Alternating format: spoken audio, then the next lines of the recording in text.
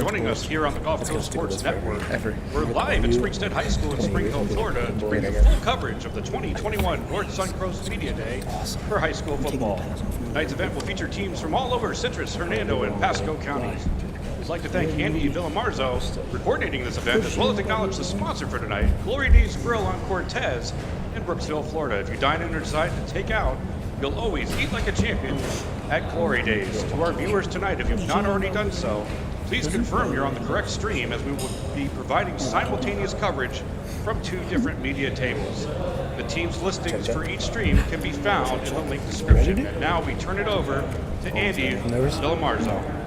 No? All right, I want to thank everybody for coming out to the first North Suncoast Media Day here. Guys, first thing, I want to thank everybody for coming out here today to Springstead High School. I want to thank Dustin Kupchak, the athletic director here, for putting this all together.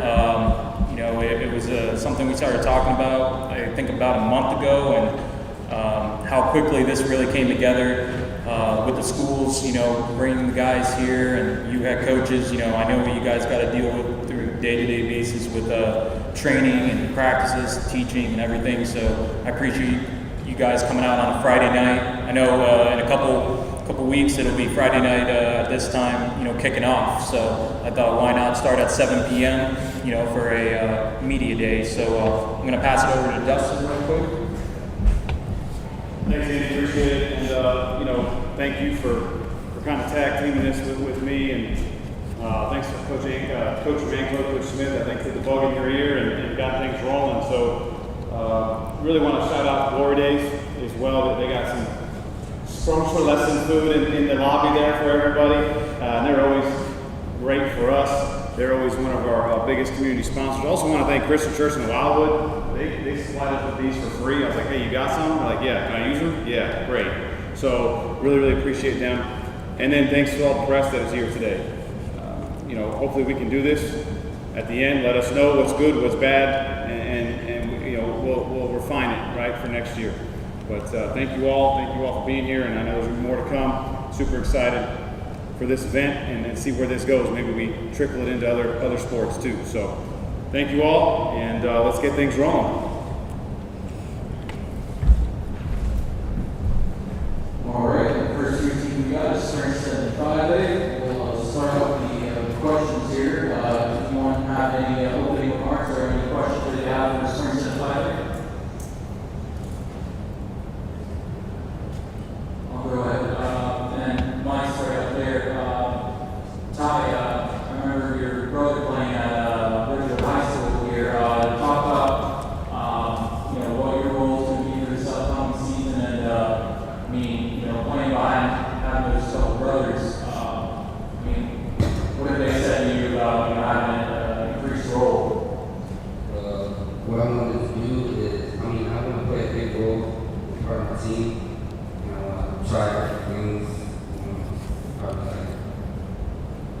Probably be better than my brothers.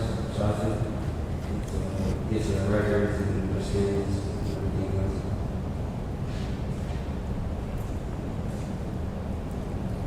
For Springstead, Coach Orlando, let's talk about this season. Last year, you guys won a couple games, but obviously that's something I know you guys want to improve on is in the winning column.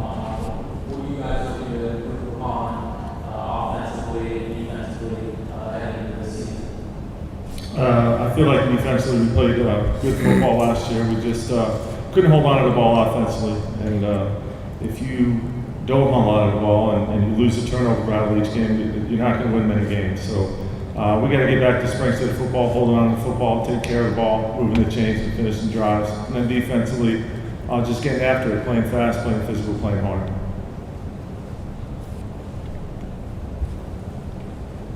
Lowe's with the Pasco County Football website. I have a question for 5A.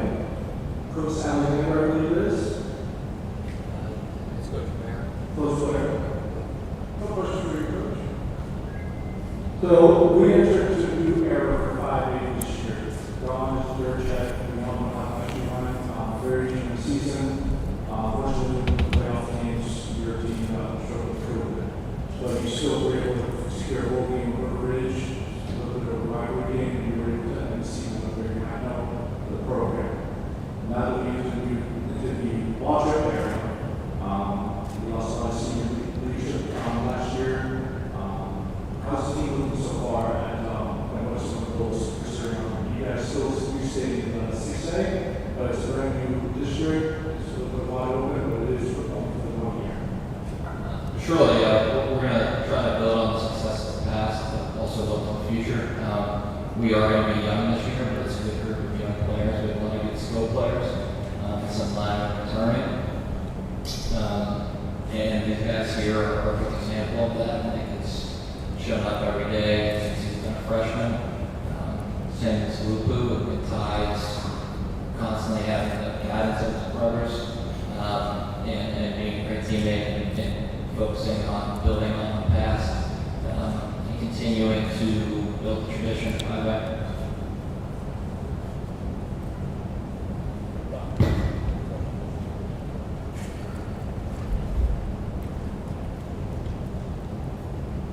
Coach, you said defense was pretty strong.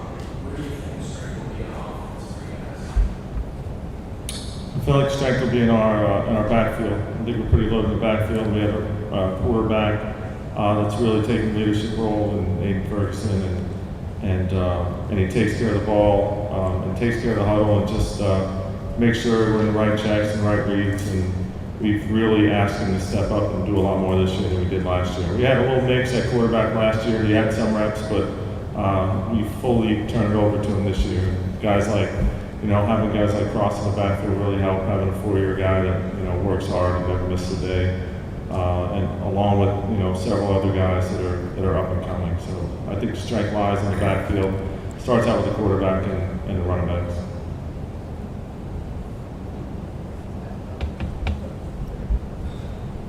How you doing, guys? Dave Walters, Zephyrhills Free Press. And what I'm looking at here this year, you guys are coming off a bizarre season last year as far as preparation with COVID.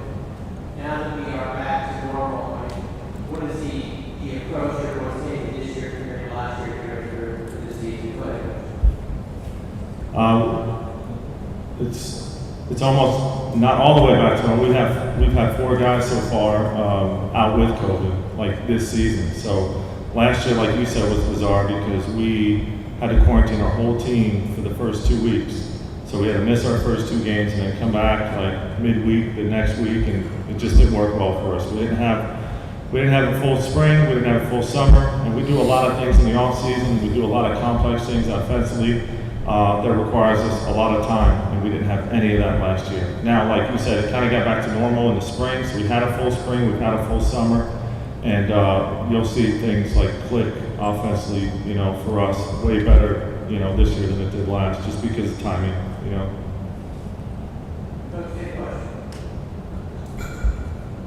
Except for us, we missed a playoff game last year because of COVID, and it did feel like it was getting back to normal, but it looks like we're facing a lot of similar challenges.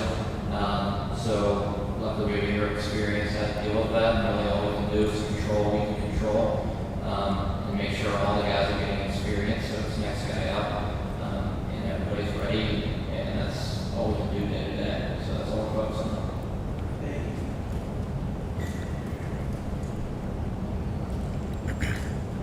Question for Springstead. Ross, who's the team you guys are looking forward to seeing most?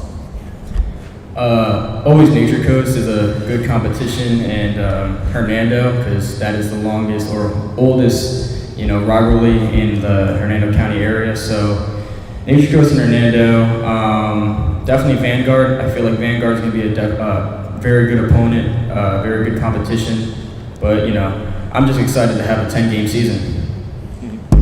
Question for Jordan. Just talking about the new district, you mentioned Vanguard, obviously you got Pasco, W. What do you think would be different? Last year's, you guys played in golf association, now you guys are venture off outside of the Citrus community area. Anything that made it different for you guys this season compared to last? Obviously, like Coach G already said, we were able to have a full spring, and then I think now we're really just trying to perfect instead of last year, we wouldn't really have that time, and that was tough adversity to face. So that's really going to be a big difference for us. For 5A, Nicholas, let's talk about Coach Wachtel. He entered his first season as the head coach, and he's the defense coordinator last year. Just talk about, I mean, what do you feel is different under him from Coach Richard?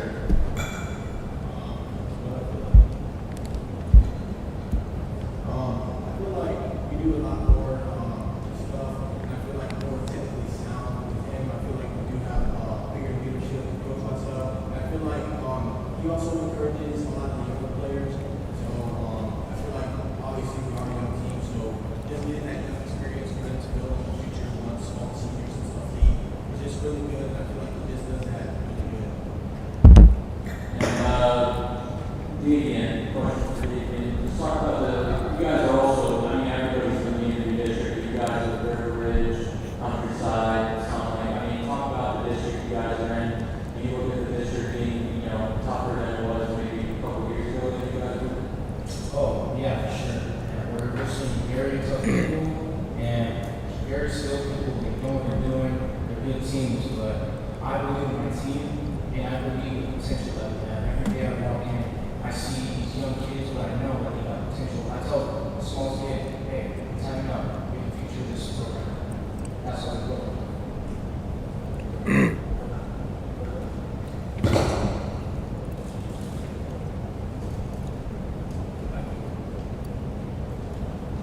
I have a question for 5. Any of the players, you guys put together back-to-back win seasons for only the second time in school history. It's obviously an exciting time to be a 5A Falcon right now. What's your excitement to try and push towards something that's never been done in school history, back-to-back winning seasons? Obviously, it's a great accomplishment winning back-to-back seasons. And, like I said, we do have a young team and stuff, and obviously going up the district or like facing the boys in the district, it's going to be challenging, but, I believe in our team. I think we can go back-to-back every time. So I think, it is a real possibility for our team.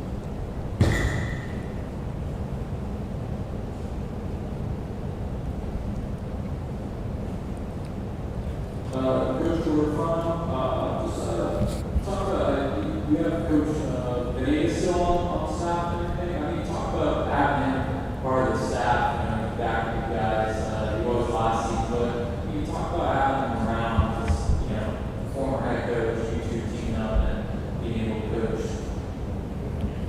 Yeah, we've been, really good friends for a long time. I was his defensive coordinator for 10 years before I took over as a head coach. And he brings a lot of leadership, he brings a lot of discipline, he brings a lot of knowledge. And I lean on him for a lot, and, in this off season and in the spring. He's gonna be taking over the offensive play calling duties for us this year. And I really like the scheme he has installed and just the way he's running things and attacking things. It's very organized, very detailed, very disciplined, and it's just nice having him around. And really with all our coaches, we have over 100 years experience on our staff. So, I feel like it's one of the better coaching staffs around. I really like our guys, they work hard. And, for us, you guys know very little money, so they really do it for the kids because they love it.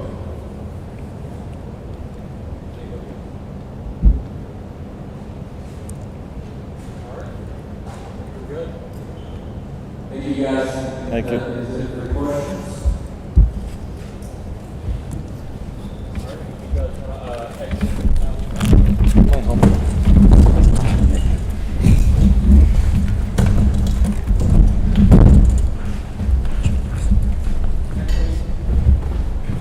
If anybody has any questions for the players and want to have one-on-ones, we do have a section in the back with a backdrop if you want to speak. Okay, we got Lecanto and Cypress Creek up next.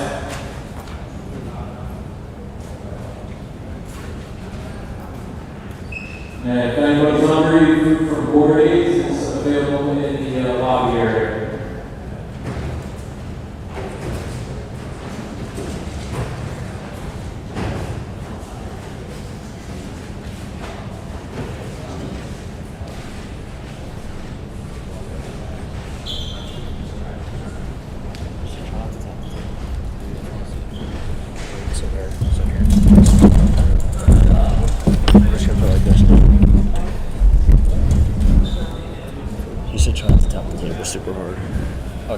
have the table. Yeah, because the mic, everything's off though. That's all. That is central, right? Yeah.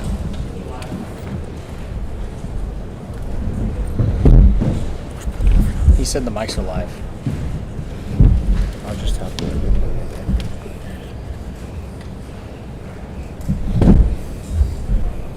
What do you say about the mic again? I said don't have the table because it makes it not.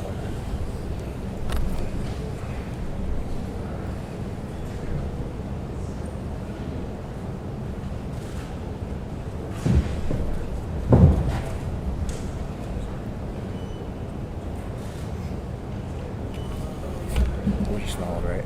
Huh? Nobody smiled, right? I look like a good douche.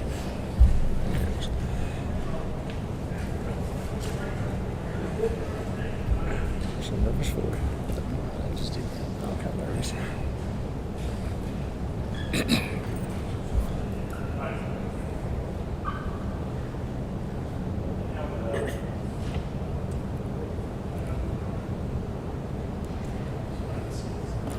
Pretty sure the mic's off.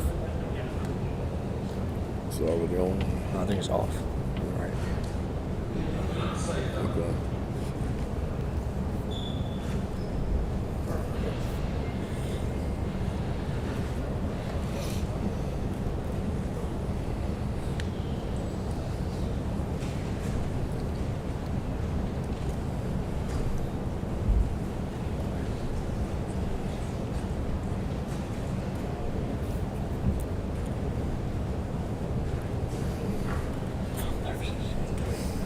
Me too. I don't even know what for.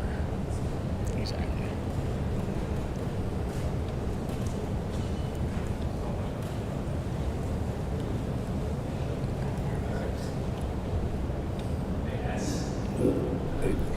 Chris Warner, so kind of nice to meet you guys. What you doing?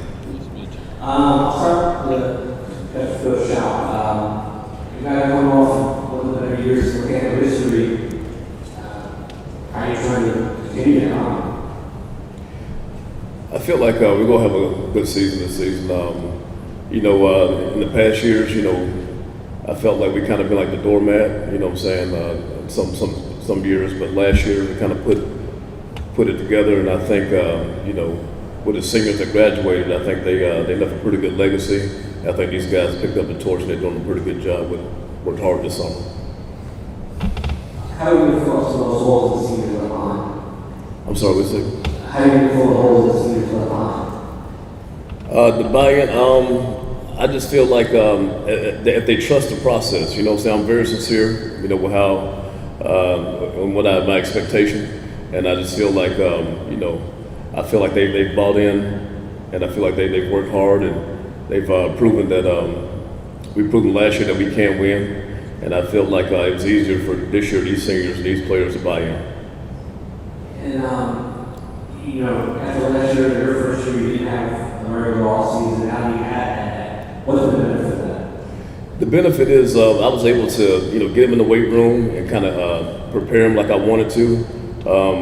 My background is the weight room, the school I come from. We got out there pretty good, and I felt like that was where the buy-in began. It began in the weight room, and I felt like all the stuff that we did on the field, like the footwork, all that's going to translate to this season. So I feel like that's going to be big for us this year.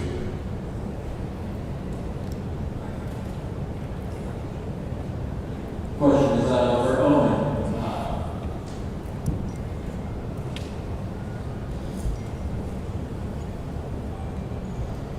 Talk about this upcoming season. Last year, you guys were 3-7. But you had a terrific season going for over 1,200, 13 touchdowns against just 3 interceptions.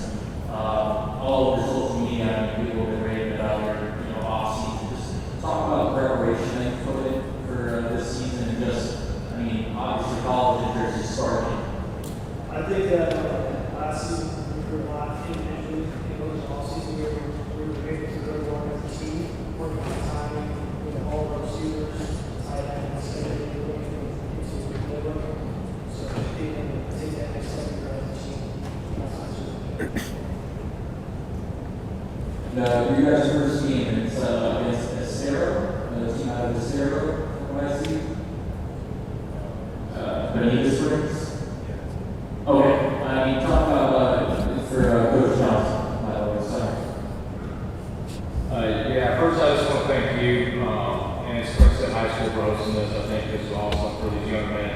And I'll get to the question. Yeah, we picked up Benita Springs, and I think it's an awesome matchup. They're 5A team, just like us, going into year 5. And they had a great conversation with their coach, and I think it's just going to be a great matchup to kind of see where both teams are at. I mean, we really don't know much about them, and I really don't know much about us, but it'll be neat to see someone come and so far away and be an opponent. It's going to be a fun night, the second period. Talk about question for you again. Talk about the offense, and obviously Owen is starting quarterback. Talk about the guys around him. Just how this offense. It seems like it's going to be a high-powered offense for Kyler Williams this season. Yeah, I mean we're senior heavy on the offense. Outside of the junior tight end, Dylan Lally, but he's loaded with weapons on the outside. We got a really deep backfield. He's going to have a lot of options, and I think again, I've been doing a new playbook over the summer, and just like what everybody else has said, it takes time to put that in. These guys put a lot of time in the offseason, and like everyone said, they got better as a team this summer, I thought, and the cohesiveness and consistency is definitely shown in the first 5 days. Again, for Coach Johnson, you're going to year 5 with such a streak out of schools been open. Last year, you guys had a pleasant start with Pinellas County, beat Pinellas County team on their turf, and things started going on over there. Unfortunately, this year, your team has a new challenge. They're going to be competing for the first time for an actual district title. What are some of the expectations that you and your kids have already as the season goes? Yeah, I think last season was kind of unfortunate for a lot of teams. With the COVID, losing players from week to week, or even losing games and having to pick up teams, and in that factor, and we just never really got it all together. And I believe the offseason is going to help us prepare for that.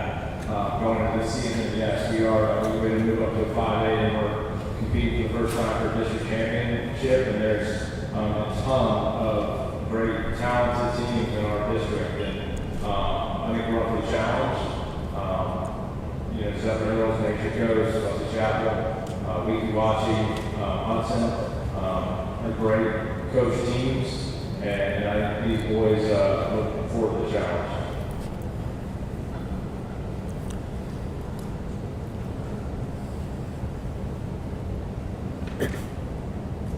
Hey, just a quick question for Dylan.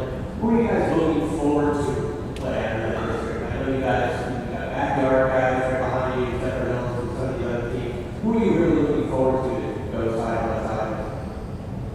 I think the game we're looking forward to play the most is against Wesley Chapel High School. We know a lot of the players, they know a lot of players, and it's been a fun rivalry since the school's been open. So I think both schools are great competition for each other, and it's going to be a one heck of a game.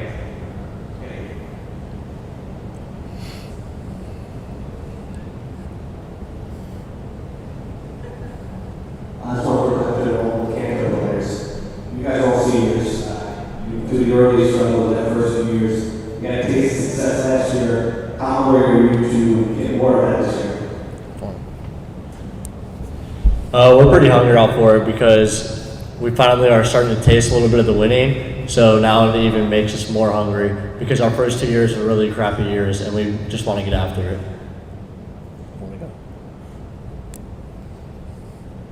And can you talk about, too, what the having more all season, how that's helped you guys?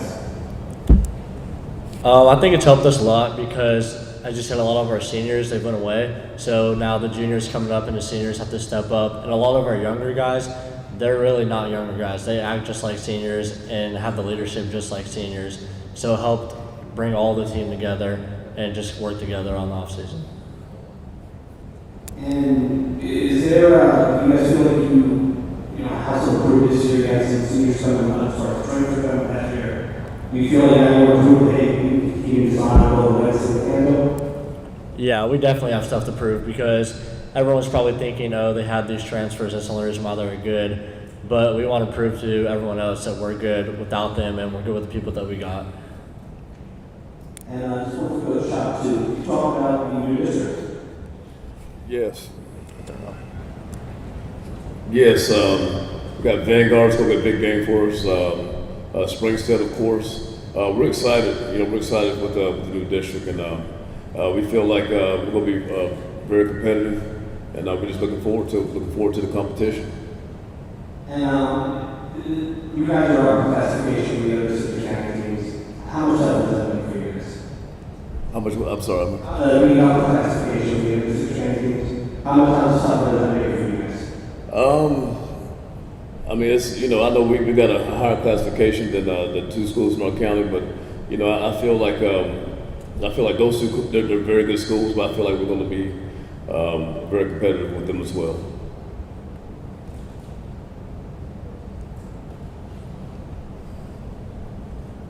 I can't understand it. Got the striped shirt. What? The striped shirt? Yeah.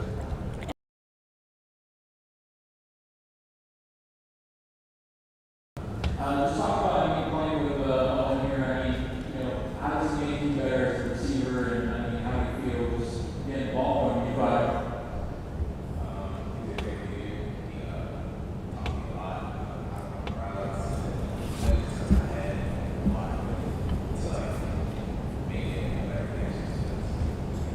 see one of the quarterbacks that is always messaging you, hey, let's go throw routes, let's go run, let's go.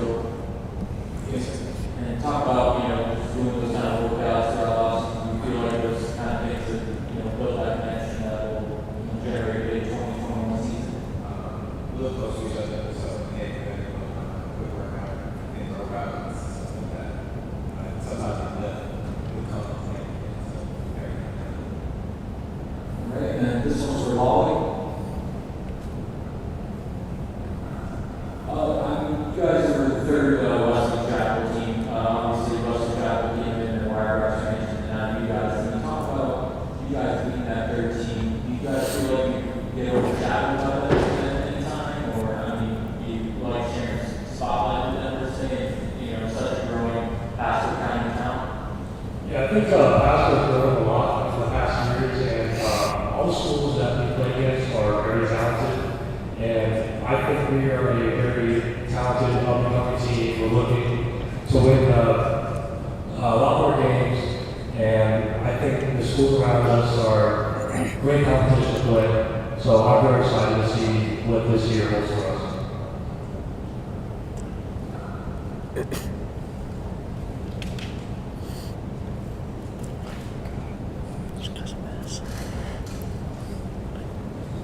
This question for Luke. I remember, I think you missed a lot of time last year with Luke, right? You had a little bit of breakout the year before that, so how much are you looking forward to getting back on the field playing the full season this year? I'm looking forward to it.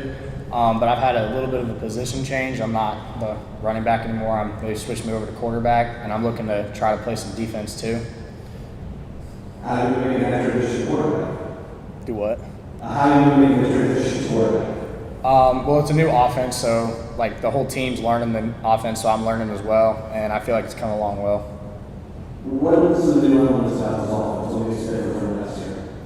I'm sorry, what? What makes this offense different from last year?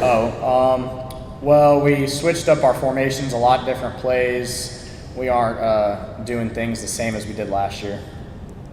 How much experience have you had at quarterback in the past? Well, I played a little bit of it my freshman year, but then I got switched for my sophomore year, and then so I've had like about a year or two. Are you more running quarterback, or have you guys been pulling up a little bit? Our offense really isn't mainly a passing offense, but if I can throw, we can throw. And Coach, talk to me a little bit about what the offense brings today. Yeah, we're can say we're a little bit different from last year. Last year we were pass first and we ran second. We're going to focus on really getting after it, block down, kick out, just basic football. We're going to get back to the fundamentals, and I feel like they're very receptive with the new offense. It's more the same of the defense you've had, over the years. Yeah, defense pretty much the same. We added a couple things, just kind of keep people on their toes, but it's still the defense I've used, in the past. Any other players you want to talk about the defense this year? That's Jake. Jake, want to talk about the defense? Jake. Talk about the defense, I was looking. It's on? Yeah. That should be. It's on. Our defense is looking good. We got some new kids, some seniors at the D-line, some new defensive ends. All around, we're looking to be a lot more aggressive, to stay a lot lower our pad level and attack more, come downhill more, and stop the run. Last year, sometimes we let up big plays, and that's what we're here to stop. We got to stop the big plays to win games.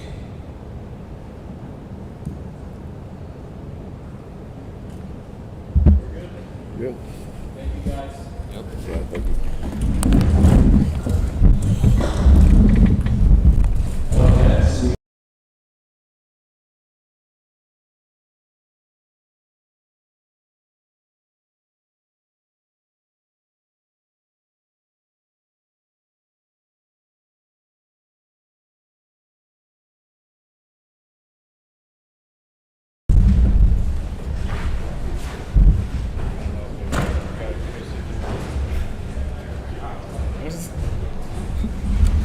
I guess you put them in like this.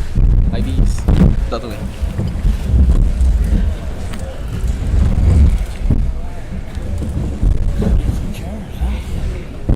Put like this.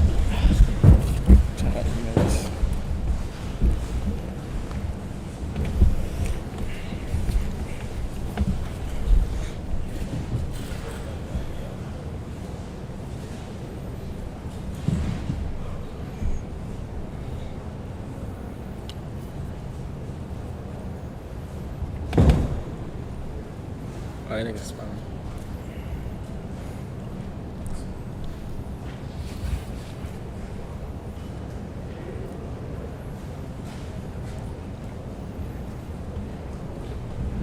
Look at my hand over there.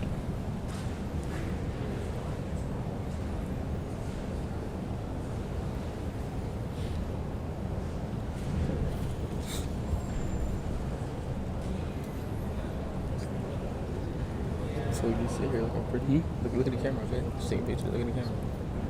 Yeah, look at the camera.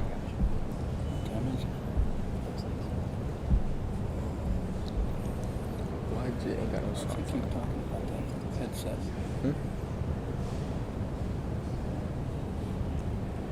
Who's he talking to? Oh, he can hear me?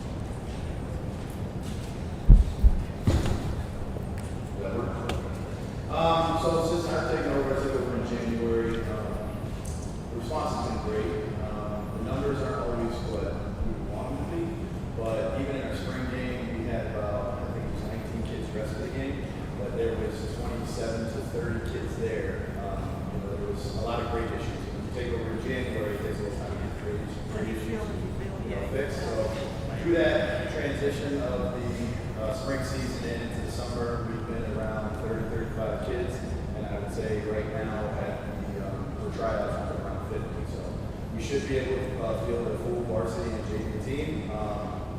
From my perspective, I'm always going to want better for the boys, but I can't say I'm not pleased with where we're at. So the young kids kind of know how I coach.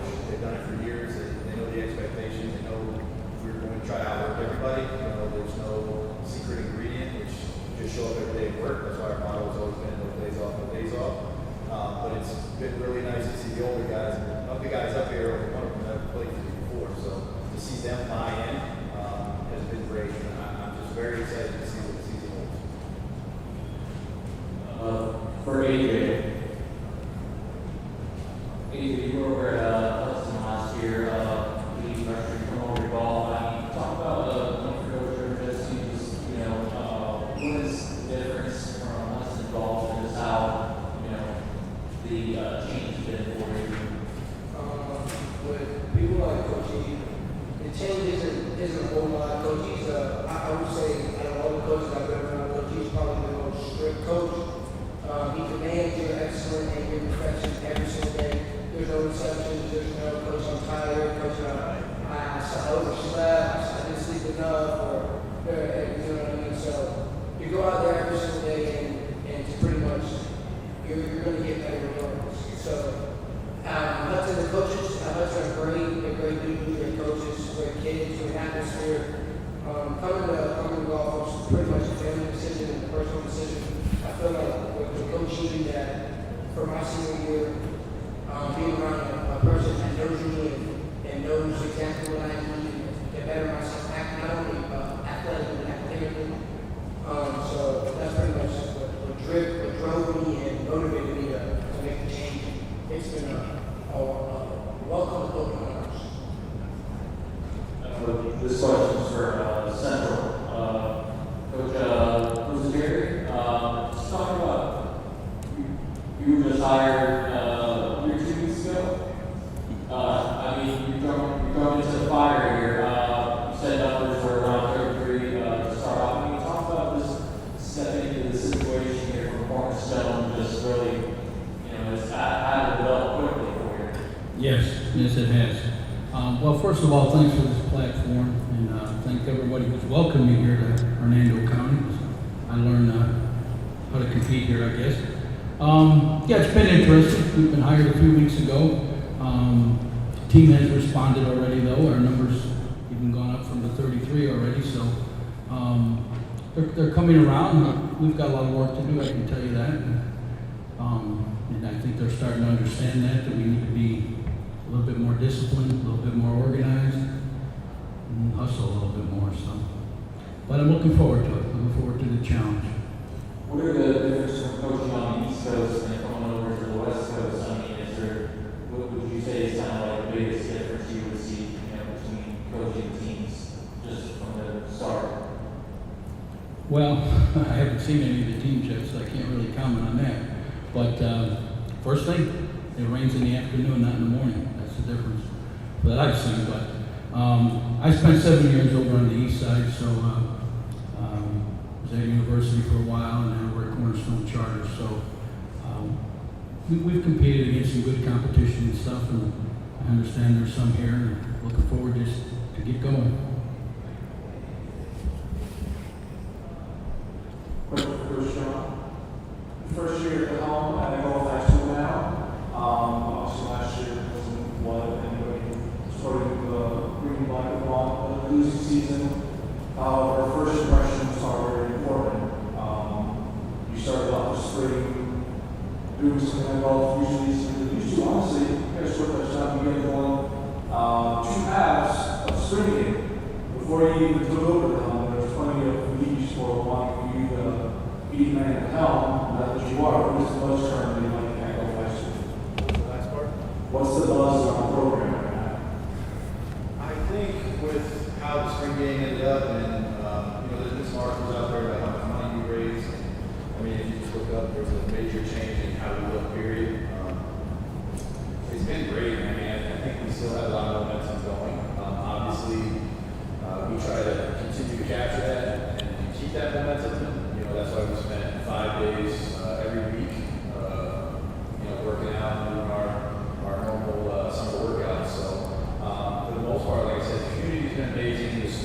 so supportive, and the kids have been great. So, I mean, the main reason I came here is for the kids. So, they're a great group of kids. They were with me at middle school. They deserve to win, and hopefully that's, the plan here from now.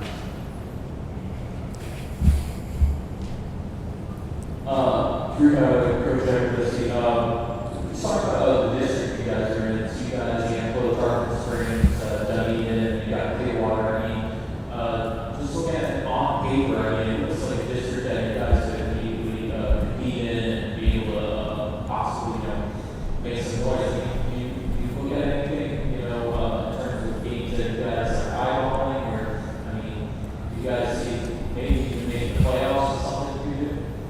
Well, we're always going to focus on the game at hand because a lot of times you get ahead of yourself. That's when you run into problems. You don't fall into any of those track games. Fortunately for us, what's going on in the program, we are very singularly focused because of the track record in the past. I will say I'm very pleased with the district that we came into, including all the teams in there. I believe we can be very competitive, but I'm also going to tell you every season I walk into, I don't care who's in our district, the plan is to go 10-0. That's just what it is. And these kids are going to work out for supposed to go 10-0. So, hopefully that's what happens. That would be amazing. But we're just going to focus on one in hand. We have we have a nice little scrimmage next week. So. This is a question for me.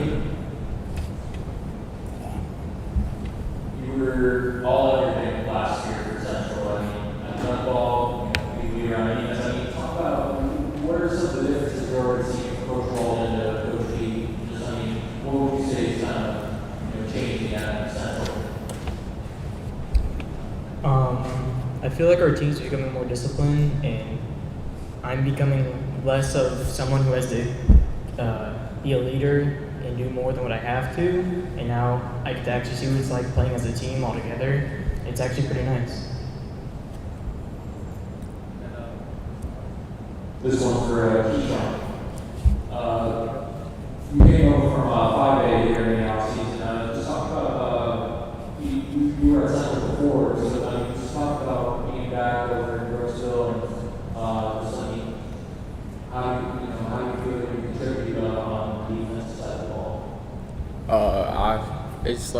It's like I feel more welcome back in Brooksville because over in 5A I was like kind of new and stuff like that. But on the defensive side of the ball, I feel like I can help a lot and be a leader on defense and on offense too.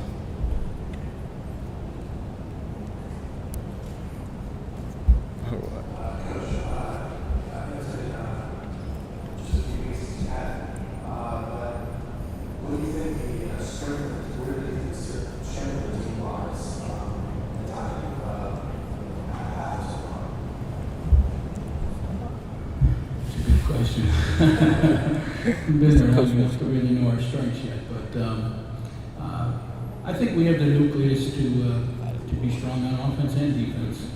Probably will have some two-way players, and I think we bring in a different offense and a different defense than they're used to running. It's a lot simpler for them, quicker for them to learn. We're just trying to make it simple so they can play aggressively.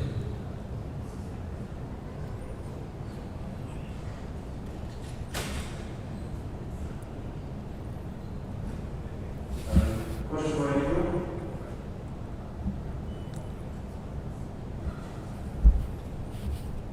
There's still plenty of questions left for golf. That's why there's a season to be played. News district looks to be competitive. What's one game on schedule right now that the team has to win? As far as the team goes, I say that's it. Just because they came from over there, there's a lot of like rivalries and a lot of smackdown, if you will.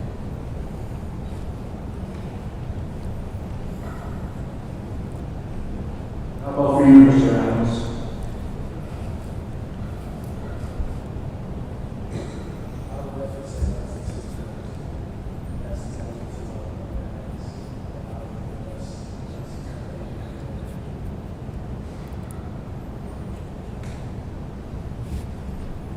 This is for Coach Everett. As Coach Lemieux made his debut over at golf, just to come around and help out. Yes, Coach Lemieux has been a huge round of all of us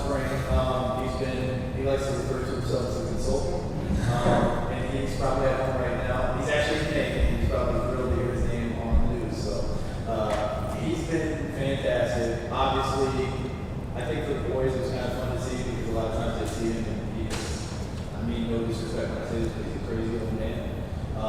And some of the things he does on the field are, phase pass and kids have never seen before. But it was nice for the kids because I feel like sometimes they would see some of the things he did, and then they look at me and they're like, kind of makes sense.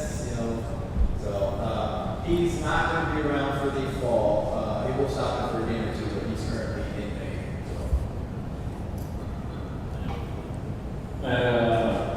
Follow up with an email. I saw you a little bit. I mean, just talk about who's going to be around in the spring. I mean, how was having him out there? I mean, was he just what kind of mentality did he bring to the team when he's coaching out there?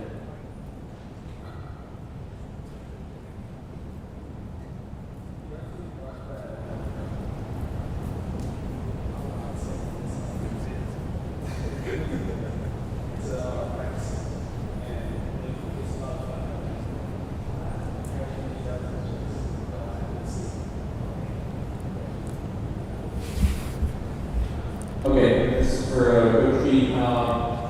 Obviously, you don't know the strengths yet, but offensive philosophy-wise, what would you like to do with the team? Well, I think one of the things you'll see a little different in the teams, will probably throw the ball around the field a little bit more than they have in the past, definitely. Based on what I've seen so far, we've got some team speed, so I think we're going to do well. I really do. We're looking forward to that first game and getting after it. And for you, in all your years of coaching, has this been kind of like the quickest turnaround for you having set into a job and then, kind of playing a season about a month and a half later, 2 months later? Actually, it's my third time. Hired at the same time. So my last job at Cornerstone, I got hired the last week in July. So I'm used to it. Maybe that's why they gave me the job, I guess. But like I say, these guys have they bought in. They're showing up. They're putting in the work, and they're going to get better. And that's our thing. We just get better each day. And I think we may just surprise some people. Which school was it before Cornerstone started? I coached at university, but we're talking about taking over the last week. Right. That was Luther North or Luther South High School in Chicago. I'm actually from Chicago, so. Okay. How many years did you coach in Chicago? Well, this is my 36th year coaching, so I've been here 8, so do the math. Thank you.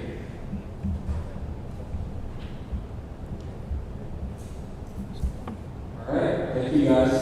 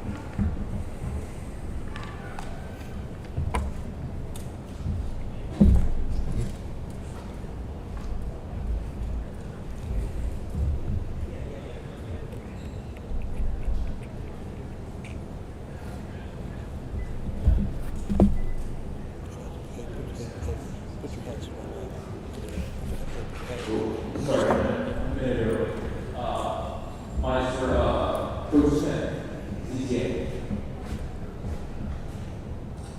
You guys have asked some guys from the program, Andreas and Adrian Miller. Just talk about those three players, some of you guys, offensive explosive players. Talk about what they bring to the offense, and you guys already have, a slew of guys returning offensively. Yes, first, thank you guys for putting this on, and I would just say that obviously we've had a pretty good team, since the inception of the program, and we made the playoffs and done well, so we've been able to kind of maintain a pretty good, hold there, and just having the transfers has been awesome, and these kids bring something different to the table. I mean, I think we'll have, 2 or 3, maybe even 4 deep at quarterback, to be honest with you. I feel comfortable putting our first 4 kids in there, and that's including an 8th grader. AD coming in brings a different dynamic because he can run. He's going to be hard to bring down, and so I think that's a huge blessing. And then of course, Trey coming in, strong running back, but he's going to be again. He's a tough runner. He brings a different style of running than we've had more of a fullback. These other 2, Andrew and Dimitri, have brought more elusiveness, and so I think that we are just deep all around this year, and so I think that we're looking forward to a great year. And to follow up on that, I'd be remiss if I didn't ask about the August 20th game. Just talk about that preseason game. Obviously, probably not your typical run-of-the-mill, first matchup, but for you guys, Zephyrhills obviously bragging rights on the line. Yeah, I mean, it's been a long time coming. We've, for whatever reason, it's been a game we haven't been able to put together, and finally be able to put together. It's exciting to play. We're kind of the little fish in the big pond there in Zephyrhills, and we have a total of 100 kids in high school. That's boys and girls. So, legitimately, in some respect, that's a disadvantage. But we have players that can play, and we have coaches that coach our kids up. So we're looking forward to playing them, and we expect to compete. We're not going in there looking at it like we're small or we're little, and we're ready. We understand that we're not like every other school in Pasco County, but I really believe we can compete with anybody in the area. So we're looking forward to that game. It's going to be exciting to see, who kind of runs the city. Coach, start with you. This is your second season now, and you had a full regular off-season, summer, whatnot, to build up to this. How much of a difference has that made? Repeat that last part for me. How much of a difference has it made to have a full off-season, summer program, all the things you didn't have last year, now going into your second season? Well, we've been able to condition as a team as a whole and not have to worry about the COVID things. And, we've had, in the past, last year we had to split it all up. And, I think that the best thing for football teams is that everyone stays together. You condition together, you practice together. And our guys have done a great job this summer coming in, working hard.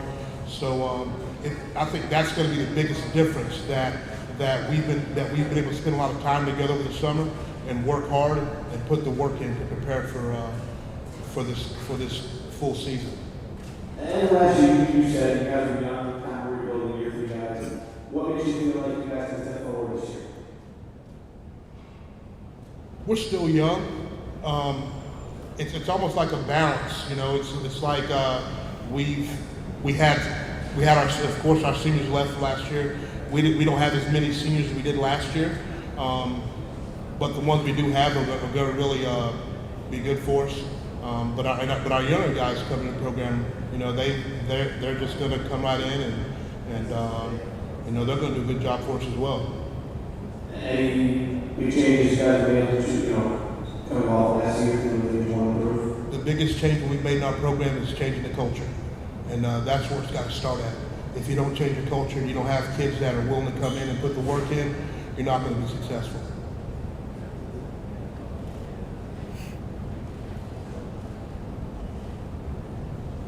Okay. First of all, Andrew.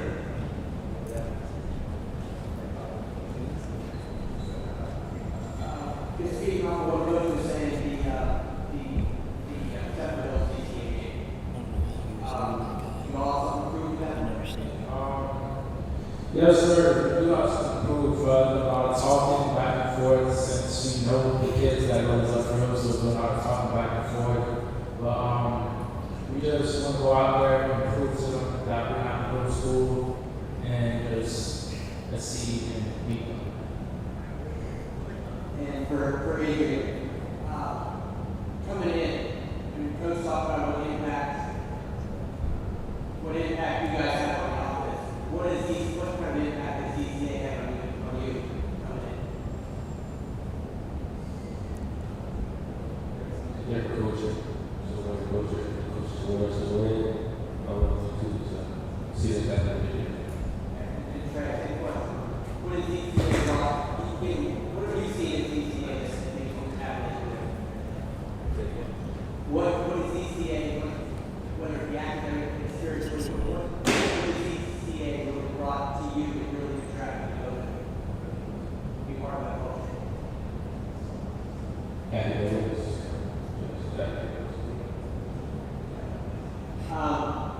This season, you guys are opening up the season. You got to play the spring game on it with a phenomenal turf field. Probably the nicest field in the county, maybe possibly 3 counties. What has that been like for you guys? Any of you guys want to speak up on that? It was amazing.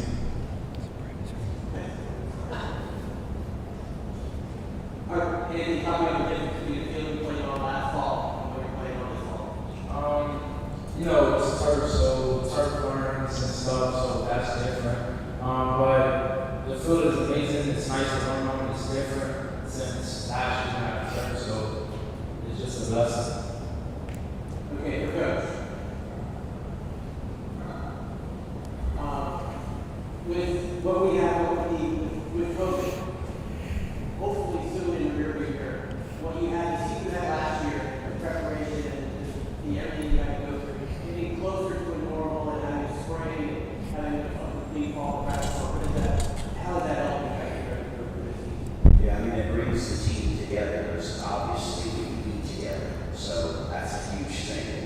We got ready to get back in the weight room. We were able to get back on the field together. So I think, unity and, not only that, just that team chemistry and that figuring each other out. I mean, it was a challenge, somewhat last year with some of the restrictions. So this has been huge for us. And I think, really we have, I was telling the boys this earlier, I think that we have now, we're now at a place, I think we're probably fielding the best team we've ever had in the history of our school.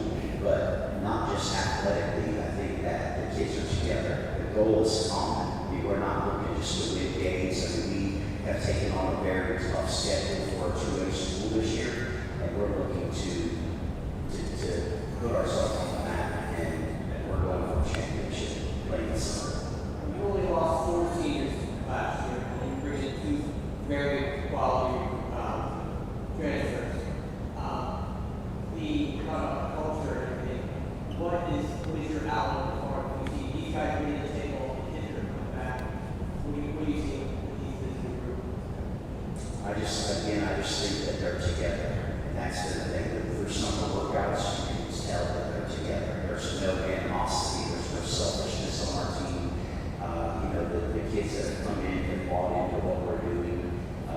One thing with our coaches, we've been much more disciplined, obviously, in the past. There's been some issues with penalties. These kind of spring game, we really cleaned that up. And the coaches have done a heck of a job. Sunlake has done phenomenal at kind of really taking the lead of the team. And, he's more their age, he brings a different fire, they respect him. And Coach Spence, of course, is close connected to the kids. So I just think that we're at a different place completely. And I think it's unique as the kids have come in and bought in and they're ready. And going back, one step back before the spring game, you guys take 1 game at a time. So what is the classic? You have 1 game at a time. You're a Zephyrhills alum. Spence is a Zephyrhills alum. I mean, what is it going to be like on the 20th? Your kids stood up here, you're looking across the field, seeing that on the flat. Honestly, for me, it really doesn't mean anything.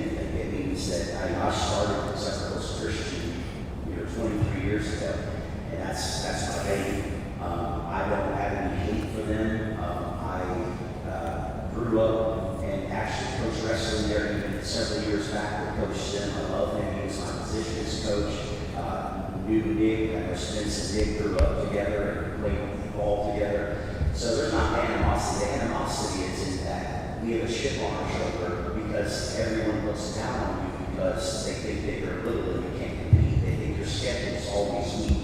So we have a lot to prove playing Zephyrhills, Pasco, University Christian would dominate this complete area. So if we can hold our own in the first 3 games, we're going to change the tune of the people in Zephyrhills and Pasco County about what our little schools do. Fantastic. Thank you. Coach, outside of the showdown coming on, just wondering, what games scheduled on the map or scheduled for you? University Christian is a team that has won the state championship multiple times at 2A, and not to mention they, are in the semis minimally every year consecutively. They're just a phenomenal team. Obviously, with Trinity bumping down to, from 3A to 2A, they're going to be a team to beat. Sean obviously is always in it. But I feel like I really believe today we're a top 4 team in 2A. We're in the top 4 without question in my mind. But that University Christian will really tell us where we stand. So that game stands out.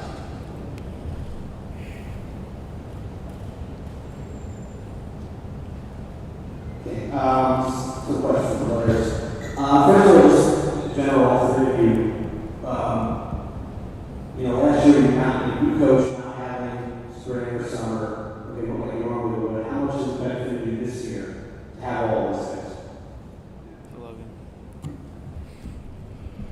Yeah, it means a lot because just being able to come together, work out as a team, is a very important part in it because every good team, you just got to be a brotherhood, you got to be able to rely on each other to be there and put in the work every day. So it's just simple as that, man. We're all there together, working hard for the same goal.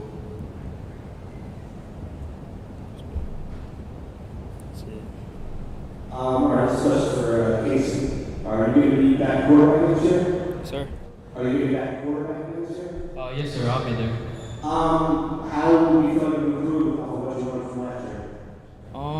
Yes. Last year was definitely like I would say like a beginning, like me coming in as a freshman and then coming in as a sophomore. Starting it was definitely like some big shoes to fill. It's definitely going to be a lot. I mean, it'll be a lot better this year for me. I think last year was more of a learning year for me. This year, I hope will be good, like all around. So it'll be good. You had most success running the ball. How do you feel you improved with throwing the ball this year? This offseason, we've thrown the ball a lot. We throw routes a lot. We've definitely got more skilled people coming in this year than last year. A lot of younger guys are stepping up, taking higher role models. So, yeah. Essentially for Logan, you had a very good defensive last year. How are you looking to build on that? I'm looking to do the same thing, if not better, Had a good year last year, see if I can do better, help the team win. We got a little bit different defense this year, but it's the same thing, man. We're going to come in and see if we can just play our best, that's it. What's the difference in defense this year? No, we just got some new guys coming in, that's all, we got new guys, So we're just going to play what we got. We're gonna do the same thing. We're gonna compete. And what are the defense's expectations overall? Defense expectations. We want a lot of turnovers. We want to score a lot of defensive points. Our school, we've always been a defensively dominant school, so we want to keep that culture going. All right. And Colton, what kind of expectations do you have for yourself for the season? Sorry, what did you say? What kind of expectations do you have for yourself this season? Just play hard. I want to have the best season of my career this year and try to do better every year. What are some things you learned from last year and try to improve on this year? It's way different than middle school. What is it?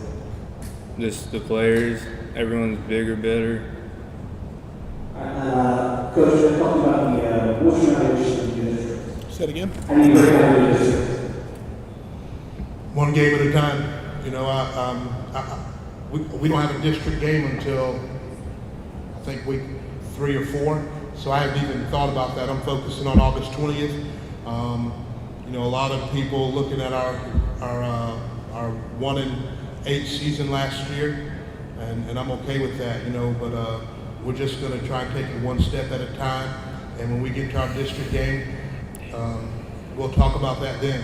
You know, I'm more focused on getting to August 20th, seeing where our guys are at, see how they perform in that game, and see if the work that we put in over the summer is going to be, you know, what I thought it was. What are you talking to me in the district with now? I mean, it's a rival team, also been one of the best teams in the state in recent years. We're going to play 48 minutes. That's all I can say. That's almost 2.5 months, 3 months away from here. A lot can happen between now and then, so I haven't even thought about what that looks like yet, playing to know. And for question for players as well, is there a rivalry with now, or with any so close by? I mean, I wouldn't say not necessarily. I mean, we haven't played them in a couple of years, so I don't think there would be.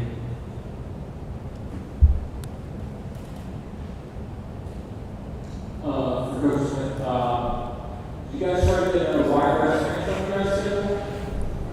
Have we tried to? Did you guys try to for this fall? I don't do the schedule, but we'd be willing to play them for sure. I mean, we know that they're probably the best team in Pasco County, obviously, and they got the players to play at the depth, but we're open to playing whoever, because we understand too that that's what it's going to take in order for us to, you know, obviously get the looks that we need to get with a smaller roster and smaller squad. So we're open to. I can't tell you because I don't do the schedule if we actually requested to play them or not. And for Adrian, just let us know. Yeah, that's John Trainers. Oh, not Trainers. Okay. Just talk about the offense. What is different from coming over from Bishop over to DCA? I mean, what's different offensively? Is it more spread looks or more pro style? I would say it's a big difference. We have more athletes. What that different athletes. You guys have any more questions? Is any more questions for him? We do have the area back over here. That is it for the time. We've come up on the 808 time. Thank you guys.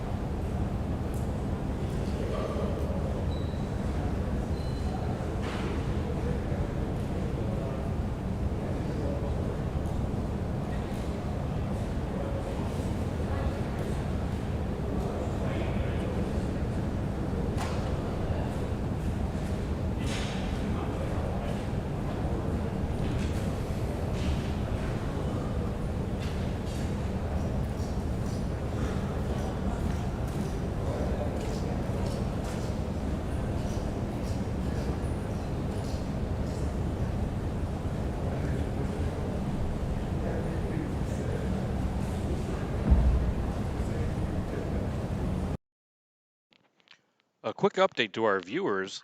We have a switch in the itinerary this evening. Coming up next, instead of Hernando, who will be slotted later, Lando Lakes will be taking the podium momentarily.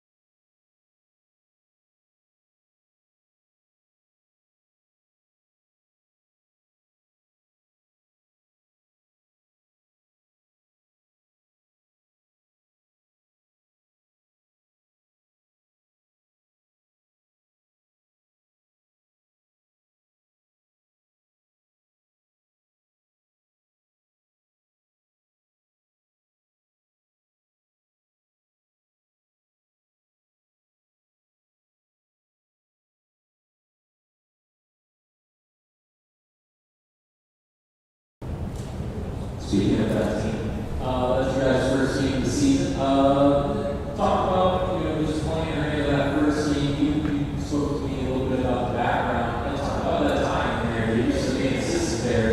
Can you talk about the times that you were there and how this is kind of homecoming for you?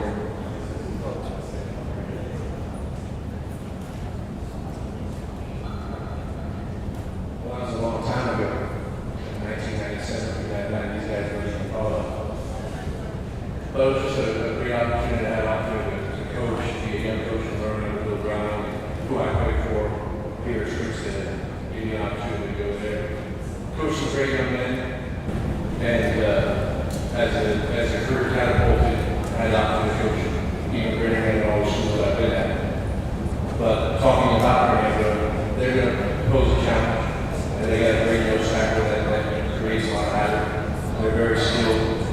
So we're going to have to do our due diligence as coaches to get these guys prepared so that we can play and be a competitive game. First week of practice, what are your thoughts on the team just coming out of summer conditioning and everything? Well, they know how to drink drops like that right now. But their resiliency of being able to adjust practice is probably the best I've had at Wildcats. These guys are on top of being on time, being at where we need to be, being focused on what we're doing in practice.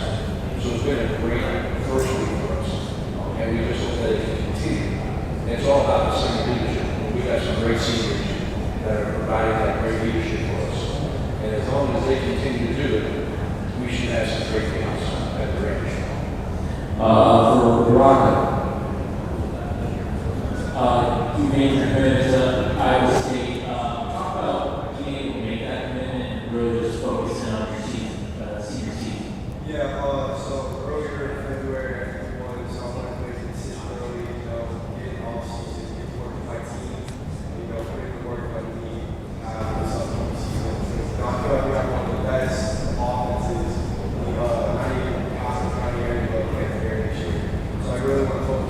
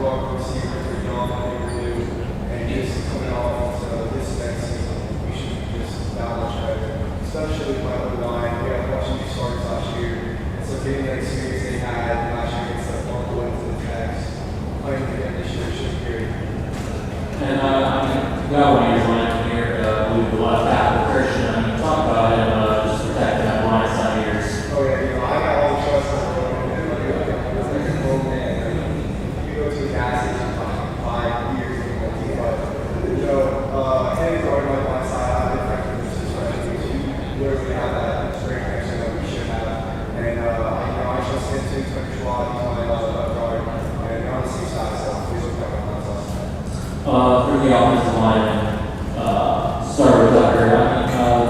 Talk about the offense. You guys are in the trenches there. Offensively, you guys are running the ball, able to pass the ball, multi-faceted.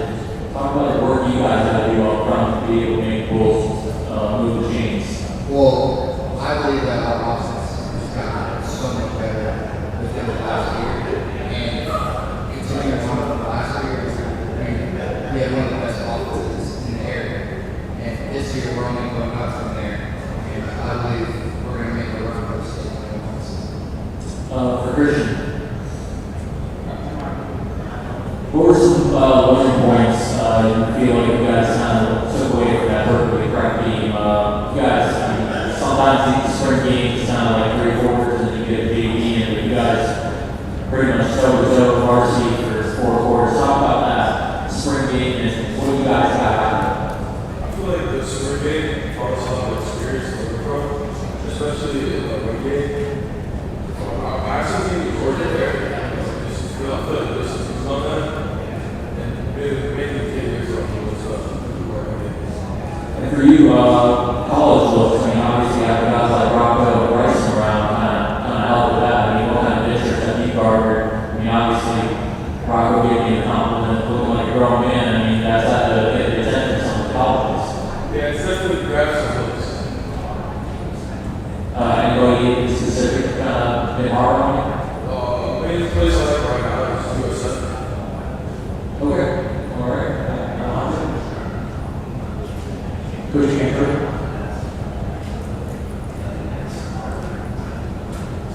Here we are again, Coach. Another year high school football, another year water wrestling, and international microscope. 7A, and those last couple of years, toughest schedule in the area, so those last couple of years. Is there any game right now that really stands out on schedule for you guys so far? CCC. We play guys like Berkeley and CCC for a spring and a kickoff classic, and how they compete at the state level year in and year out. It's a great opportunity for our guys to get ready to perform on the schedule that we play. We're not going to play people just to play people. We're going to play people that are going to help us with the competitive advantage that we need going into our schedule. So I think we got not only the toughest district in second, we have the toughest schedule in second. And it's a joy to play. We don't hide in the bushes to say, we're going to play, and that's our motto. Put it on the schedule, we're going to play. And Rob, real quick. Obviously, it's a senior year. I think we're calling what program goals are for you guys. You play off run, get that district title right away. But what are some personal goals that you have for yourself this year? Last year I felt like I lacked professional reads when I was dropping back, and so I felt like I was just looking at the field, finding other moves here. I definitely want to run that because going to college, I definitely have to have that aspect of my game to succeed. So, going through each route, each player, and just going through the repression that helps me succeed at the next level. For Robert, you guys lost last year, CCC, Metro, Arnold, TBT. Of those guys, I mean, CCC's not on your guys' current schedule, but of those latter 3, I mean, which one would you like to benefit the most? I feel like Mitchell, I felt like that was part of our game. There's a bunch of momentum going into it, and throughout the game, there's a bunch of. I thought there's a lot of pressure on both teams, but this year I definitely want to revenge on Mitchell. All right, and same question for your teammates.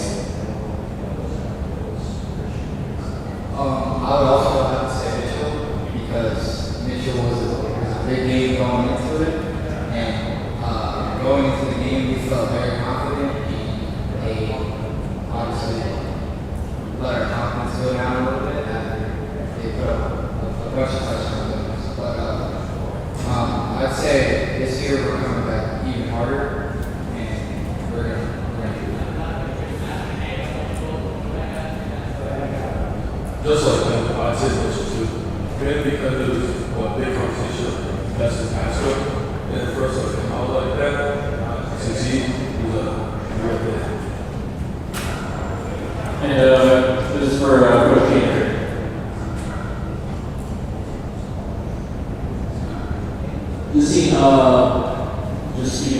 them making a deep run and getting, just a step away from the state semis. I mean, you guys kind of like a similarly built team with a senior laden team. You got a quarterback that has tons of experience, someone, kind of like Brennan and through last journey.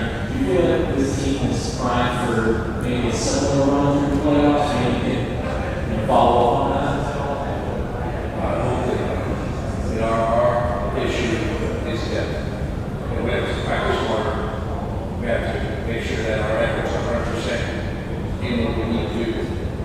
But when you look at our district, we have to go south. And in 7A, that southern region is very difficult. You're going to face the likes of the Manatees. You're going to face the likes of the Mets. You're going to face the likes of the St. Thomas Aquinas. So you're going to have to play magical football and error-free once you get to those guys, because they're well coached. And I truly believe the whole state of 7A is probably the best football that the state offers. And you can up and down, from the panhandle down the south. That is the best. And if we're going to do it, we're going to have to face the best, we're going to beat them. So we are for the challenge, we welcome it, and we're not going to back up.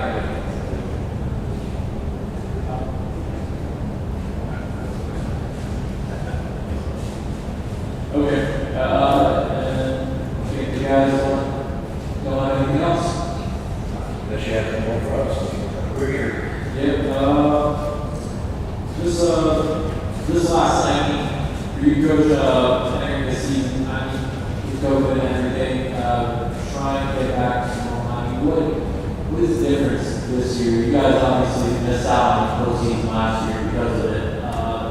What do you take out of everything from last year going into this year? How motivated are these guys to try to get back this time and be able to play a playoff game? Last year was different for every team across the country. We've never seen that happen. And had something taken away.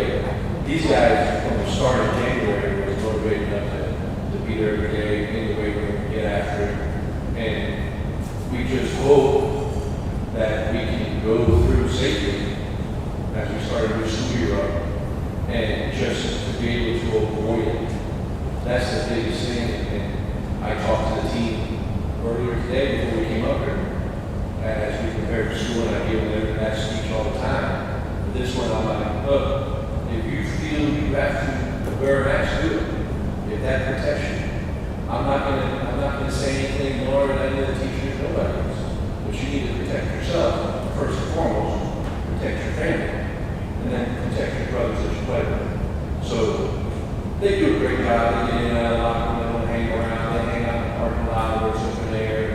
We do a lot of social distancing in practice, so we take more of the precautionary measures because of what happened.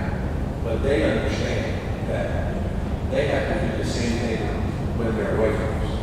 I wish I had a place where they could stay and watch them the whole time, but we don't have that. So we have to trust their morals to be able to do the right things when they're away from us.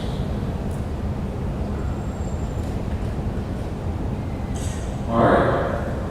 That is it for questions from us. Thank you, Waterhouse Ranch. You're welcome. Thank you for having us. No problem. And next up, we got Lane Links and Who You Watch.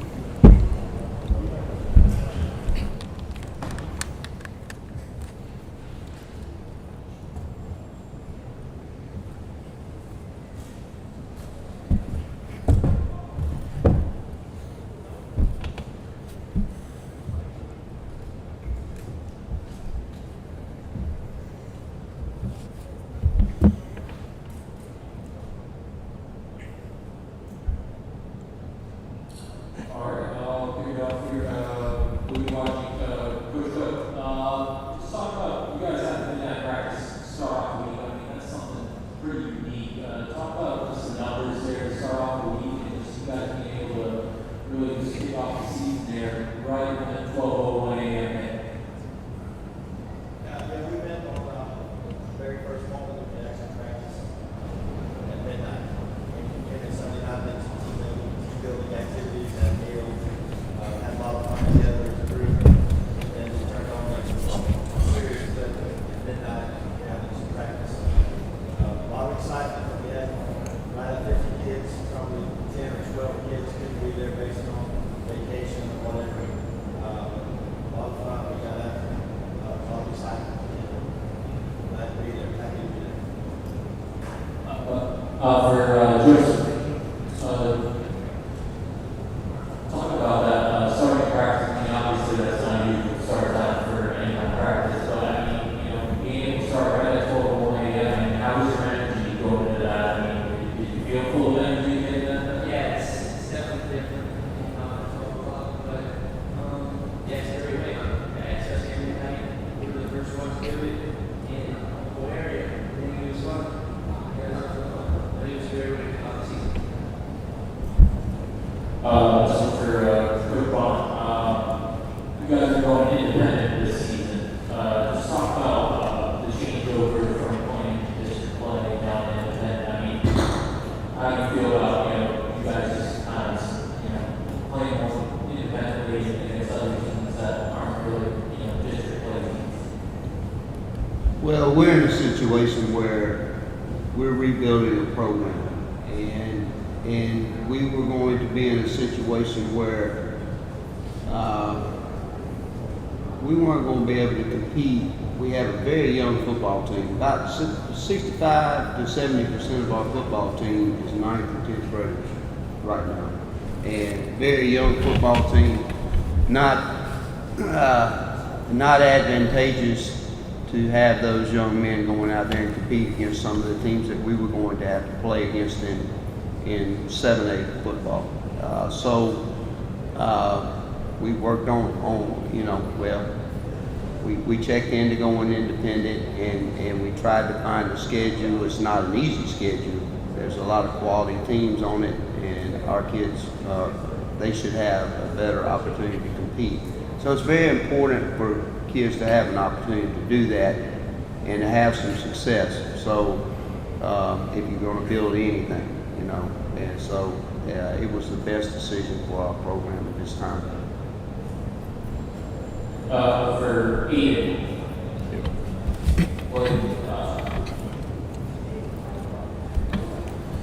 see, we're in 72. Last year, playing running back, we're going to be our rushing. Can you talk about that switch over from tailback, and now you're going to be down there in the section? I mean, is that with that coach add on you, or is that something that you wanted to do? You wanted to get down in the trenches?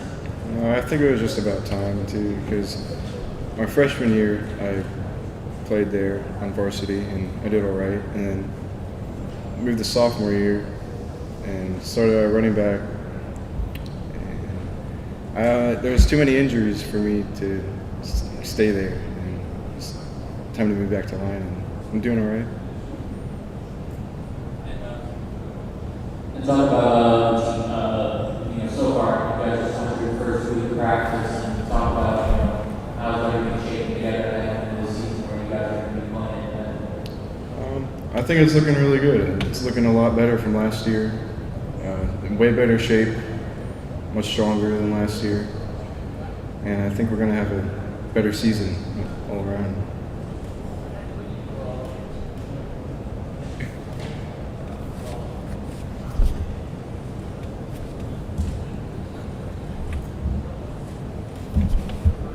Hello, for Alejandro. Nice to meet you. Nice to meet you too. Now, I'm sure you're aware of the history of Hernando Lakes. I know it's a very prominent program. At some point, they had won 20 district titles in a row. Now they're in a position that they've gone independent. Obviously, it's a tough decision you have to be made for the betterment of the program, even if it does need to go independent. But what is the vibe about the program during this offseason heading into this season? The vibe overall, it's been an amazing vibe. Teammates, we look out for each other every single day. Whenever we hit the weight room or if we go on the field, we always just look out for each other and just make sure that we're all okay and that we give it 110% effort every single time. And it's just a blessing to be out there every single day, especially going through COVID. It's just an amazing blessing to come out here every single day and get to work with this amazing team and an amazing coaching staff.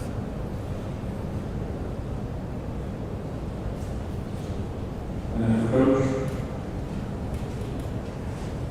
obviously I brought up the history and the decision to go in a minute. Obviously, reporter side, it did catch a lot of people off guard, like, kind of way so independent. But it's necessarily never anything bad thing. But what was the community's reaction when you wrote that the program was going to go independent for at least this school year? I think that most of the people that are knowledgeable about where our program is now saw it as the right decision and have been very positive about it. Our supporters are very hungry to see our young men have a chance to compete, and they realize the youthfulness of our team. So I think the response has been very positive, and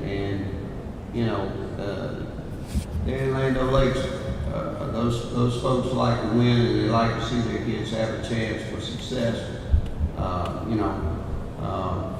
and this gives us an opportunity to grow as a program and get back to where Hernando Lakes used to be. For Coach Cook, Wookie Washi, talk about the away slate for you guys here on the schedule.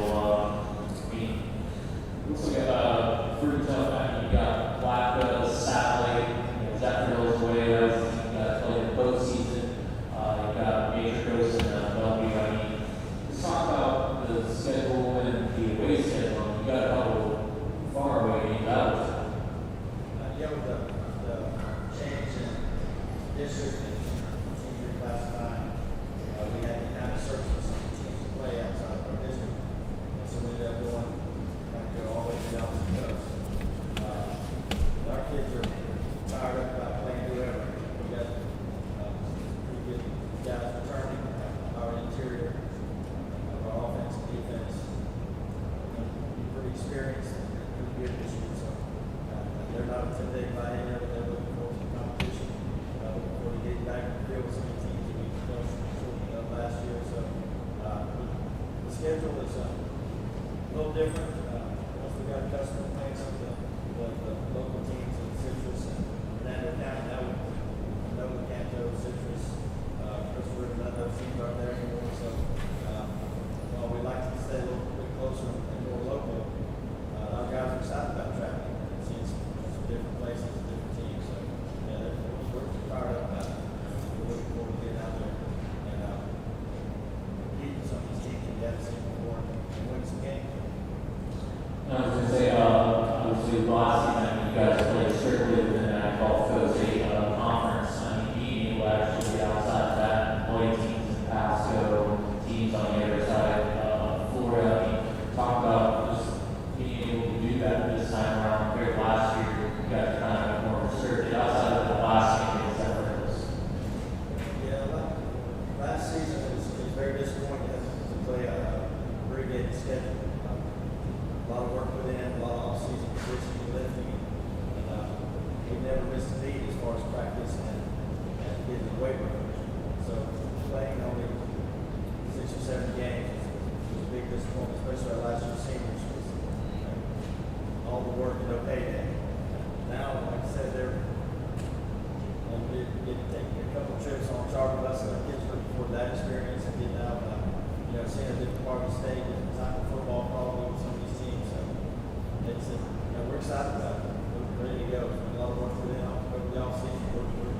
These guys are chomping at the bit to get out and play some football. Bad against somebody. How do you feel the team is with the offense, obviously, year 2 here?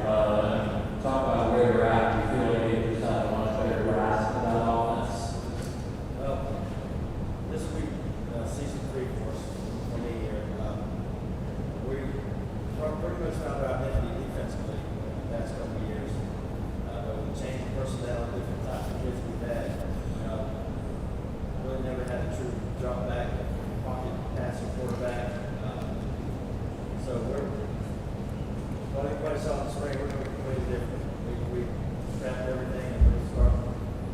started over doing the summer. Spring was over, we reevaluated as a coaching staff, found the direction to go. As we know, secret after week one, we're going back to single wing like we did the first year. We got the personnel running. We've had some interaction with other coaches, out-of-state coaches. We got this offense installed. We got the offensive line personnel to run this thing like. I ran it down south. South Florida was pretty successful down there. So our guys bought into it and been pretty successful. And for Leeway's, who do you feel the strength is on this team? Do you feel like it's the offensive side, or do you feel like defensively that's the strength of this team for you guys? I'm sorry, you asked that question again. Where do you feel like the strength is? Is it on offense or defense for Leeway's? I really don't know at this point what the strength would be. We're trying to improve everywhere. We've seen major strides on both sides of the football. We're still trying to find ourselves a little bit on both sides. We have some good answers to some questions, and we got some questions that we haven't answered yet. I think we have the capability of playing good ball on both sides. I wouldn't say that one side is any further ahead than the other right now.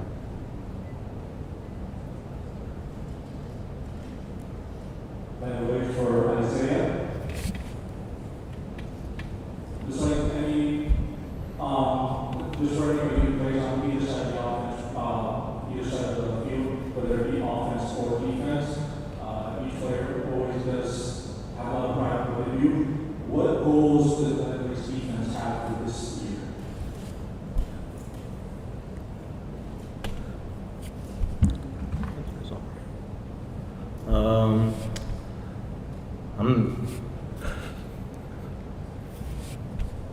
Defense wins games, you know that? Half and half. I play both sides of the ball, so I don't know. How about you?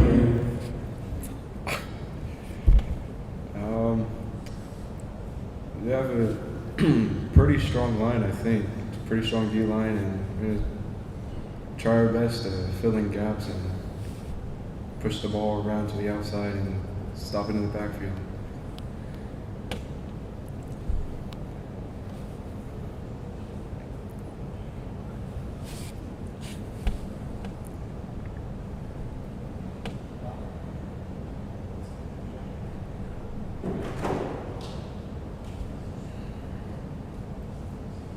Thank you guys. Any more questions?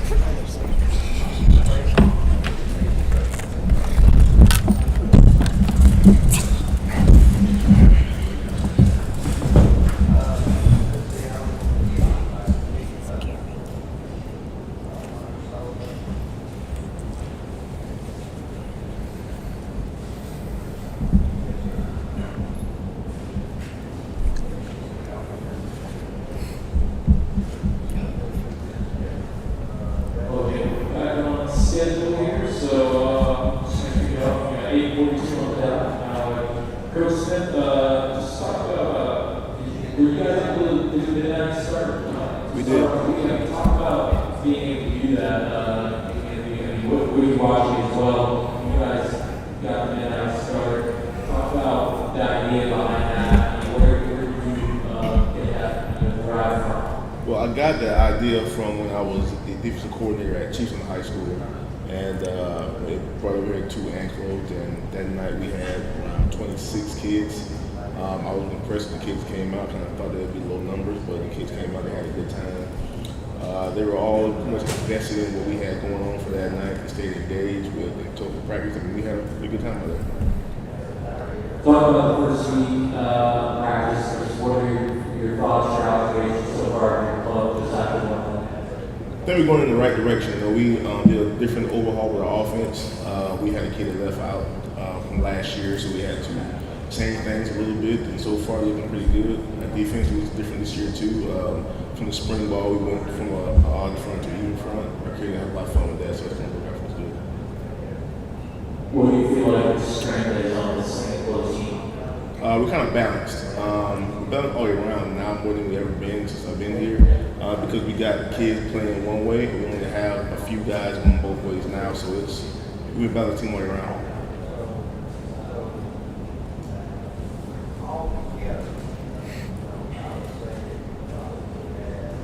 Sorry, Coach.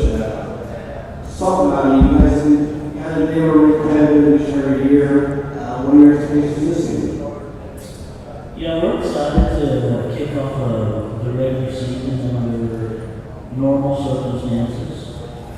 We were redistricted this year by the FHSAA. Our new district includes Citrus, Hernando, Lakewood, and Leesburg. We're excited. August 20th is right around the corner. We open our fall classic at home against New Smyrna Beach. So playing Coach Williamson, former colleague of mine, that going to give us a chance to play against a team that's very well coached, and we need that experience with our opening half of our schedule. Three of our first 4 games are on the road, and they're against high-quality opponents in South Central, Villages, and Hernando High School. So, and that's not to take anything away from Leesburg, or excuse me, from W with 3, but they're trying to get reestablished on Coach Ackerman and South Central Villages and Hernando are already well established. So it's time to get back to the real deal. You mentioned starting the season in normal circumstances. How difficult was it last year to deal with what you had to deal with this first games and having no idea all season? Yeah, I've said this numerous times, Chris, and I really feel this way. The players, a young man in high school, these guys are pretty resilient. It's the adults who screw everything up, and the adults who keep paranoid, and the adults who make things bigger than they are. High school young men, they're pretty resilient. So I'm not trying to minimize the impact of what COVID did to everybody, but that's it right there. It did it to everybody. So to say that anybody had an advantage over some others, that's I guess that's really a judgment thing. But certainly go through spring and have normal summer. I don't want to jinx anything, but it looks like we're going to be able to kick this thing off under normal circumstances. So I think everybody's excited to do that. When we kind of follow up with the players, how were you able to usually in the face of adversity last year? We missed some time with this COVID. So we just kind of went on the way, we just kept working, and we just made it through.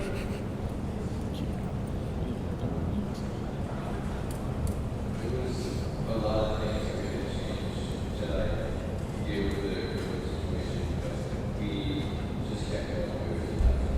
We run it day in and day out, and just push it through, try to make the better team overall, and get through this. As my teammate over here just said, we had to like set things certain this summer because we're going to be like earlier in the morning, we're going to be like late on. Basically, we'll work as hard as the other day. We just push through it. No matter How much better is it this year not to have to deal with all that? What's the question? How much better is it this year not to have to deal with all that? It's really great this year that we all have to do this team, all working in the same field. We're not having to be two sets of times to get groups. It's really good. It's really motivational. Now, I'm just going to go to you talk a little more about how you get the new district and what's it going to be like. Yeah, we're excited to play every team in there. I think it's it's well known, and they've earned enough credibility with their development under Coach Harris. The now I think is the team that everyone's initially looking at to win that district or control that district. But we have a high amount of respect for Dillon, as we do with everybody in our district. But Clifford doesn't fear anybody. We're gonna compete. We're gonna play, and we're not gonna be beat by a team before the game's even played. That includes Danilo, Leesburg, Citrus. As I said, we have great respect for everybody. But if we worry about Crystal River and don't worry about those other teams, then that's going to give us the best chance to be successful. How much is there that rivalry with the Hernando that being so close? Yeah, here's the thing. It's kind of, Chris, it's just factual. I'm not saying anything that's not factual. The whole first half of that rivalry was Crystal River dominated. It wasn't much of a rivalry. The second half of that rivalry has been Danilo dominated. We had the opportunity when I got the job, 2018, knocking off my first year back at Crystal River, and really thought that was the start of the reigniting of a true rivalry. And then the next year they, smashed our head. So we needed to put last year with codes. So this year we're going to be back to, we got to see what they're about, and see what we're about, and see if we can make it a true rivalry. And one side for a period of time, and the other side for another period of time, and see if we can, get it back to Miami, Florida State, Florida, Tennessee, back in the good days, and see if we can make it a true rivalry. And players, you guys feel that rivalry too? Is it like serious in Lecanto, or is it ever a rivalry? Is there like a neighborhood rivalry with the town, the same way it is with Citrus and Lecanto?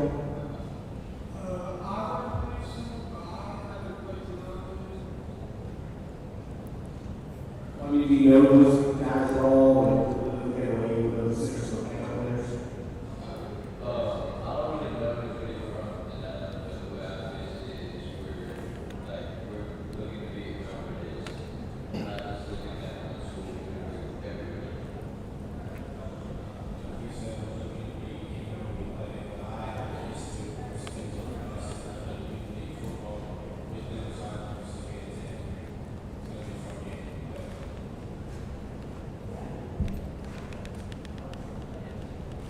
Coach Smith.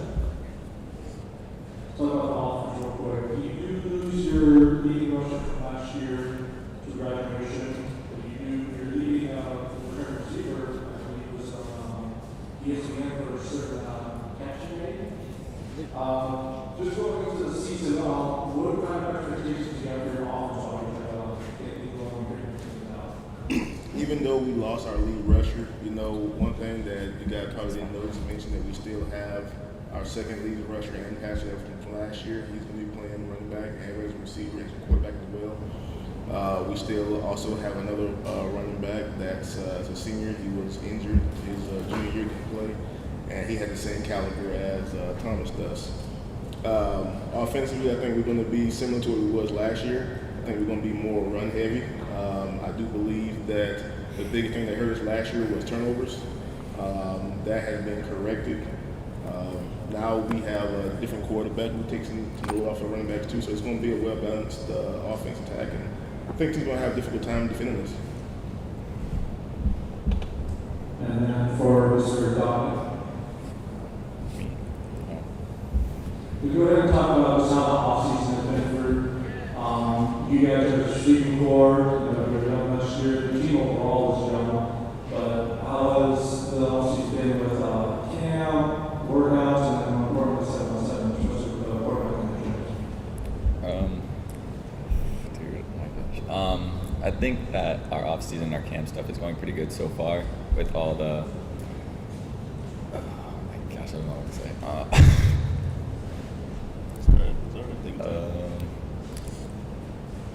How's your relationship with your quarterback? Relationship with the quarterback's actually pretty good. Me and him usually go out and practice and stuff with each other, like get to know each other more, like to practice our routes and stuff, so we get a better connection.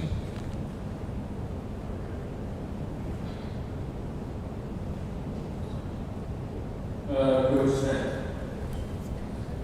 So talk about the district. You guys redistricted and your golf, sharp strengths, and then you did Clearwater. Talk about do you feel like it's a favorable district for you guys this time around compared to the last, I would say I think it's well balanced. Clearwater's in there. They probably have 600-700 more kids than we have, but they're in there. But I look at Dunedin and Tarpon and Gulf, and they're all teams in there are very evenly matched. So I think it should be a very competitive district for everybody. For Damon, talk about the Anclote Tarpon Springs rivalry a little bit. Just, obviously, kids have gone. This is something that's gone on for years. Kids got back and forth between the two schools. Is the rivalry still pretty hot now between the two schools, or any trash talk going back and forth? I would say the rivalry is still intact.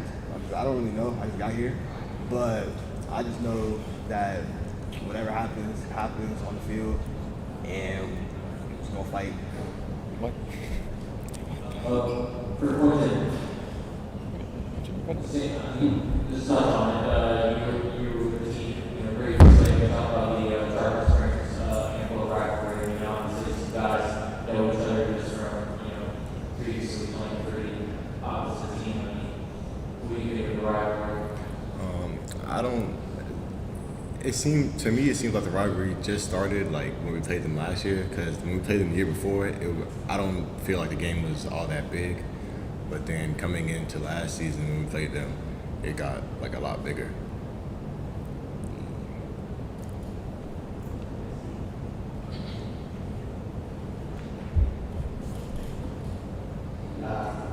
Good. I ask you this all the time. This year, what are you trying to do to generate more offense? Try to put the ball past the goal line. Listen, we don't try to hide at Chris River what we're about. We're going to do our best to run the football, take some shots down the field with play action.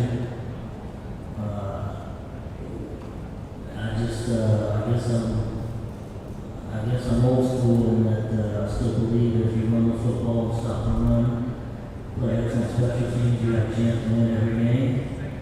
And I know in today's high-paced, octane, many plays that you can get football. Well, if you run 120 plays and you still get beat, it doesn't mean a whole lot. But if you run 40 plays and win, everybody knows that. So we want to win. However, you got to do that. Hand it off, pitch it, throw it, catch it, whatever. We'll generate offense. What kind of information you get? No running back, kind of person for the freshman measure. What do you expect from this year? Yeah, I think Joel Velasquez has a chance to be an elite running back. He's got some special abilities in terms of he can make you miss in the phone booth. He can put his shoulder down. I don't know if he'll win any stopwatch race, but I've never seen him get caught from behind either. So he's got tremendous football speed. He's got a chance to be really well coached up front. We got some physicality up front, and certainly with football, as everybody knows, there's so many variables you cannot control. But in terms of potential, Joel Velasquez has as much potential since I've been there, as much as anybody since the younger program. And you mentioned special teams. You throw Van Fleet? Yes, Van Fleet is going to be a junior this year, and he's a weapon. He's a field position junior. He's a field goal, consistent 40 yards, 45 yards. Potential kickoff for a touchback every time he puts toe to leather, and he's a good little athlete. He's going to do a lot for us, not just on special teams, but he's going to add a lot of value to our program. And, you know, these two guys are also going to be for them. Yeah, these gentlemen are here for a reason, obviously. Starting from year 11, working down. David Collins, number 4, is going to play both sides for us, wide receiver, defensive back. Got a chance to return some kicks as well for us, and really looking forward to having David put everything together, be healthy, and do great things for the Pirates. Next gentleman down, number 2, James Ayers, is going to play fullback and linebacker and defensive end for us. Really a great representative of what a Chris River football player is. Undersized. Again, not gonna win any 100-yard dashes, but just tough, gritty, and you know, when he leaves the field, his tank's gonna be empty. He's gonna give everything he has. Both of those guys are seniors, and then the one gentleman we brought with us that is a junior is Reese Reed. We're fortunate enough to have him join our program a year ago, and going into his junior year, he's going to be the leader for our offensive line unit up front. Definitely, maybe the smartest guy in this room, including the adults. Tremendous intelligence, high caliber young man, high character, and looking forward to him paving the way for Joel Velasquez in a lot of ways. And can you kind of go down the line to talk about what your expectations are for yourselves? Expectations on the offensive line? Well, that and for yourself for the line. Yes, I'm very excited for the new season, and I have high expectations for what we can bring to the table. We have some new alignment and improving alignment from last year, and I'm just excited to see what new things we can do and how our receiving is.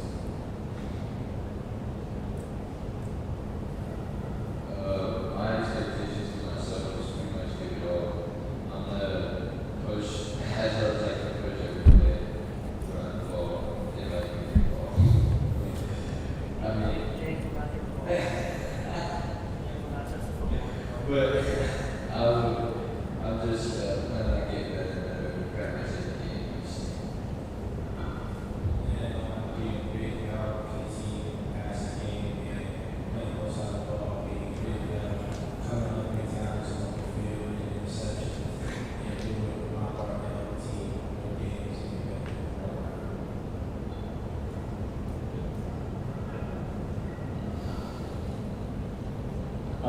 We tapped out on time there, so thank you, Anclote First Order. Up next, we got Sunlake and Wesley County. Joe Products.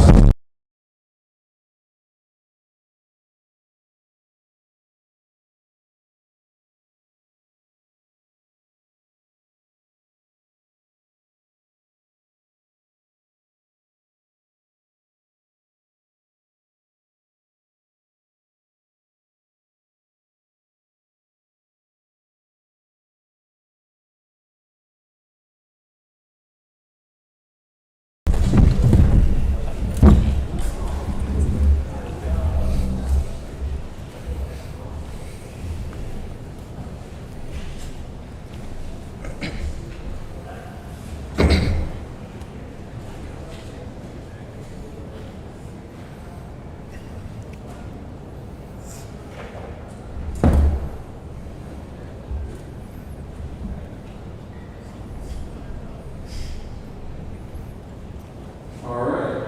Start off, Coach Egan wants to chat. You guys can start off a little bit early. Next Friday, you guys got a referee training game. And talk about, how fast is that going to come together? Is that something you've had for a few weeks here, or is that something that just came up? On that, ASCO was supposed to host it, and they had something going on Saturday, and I think their premises there around the local well, so they asked us to host it.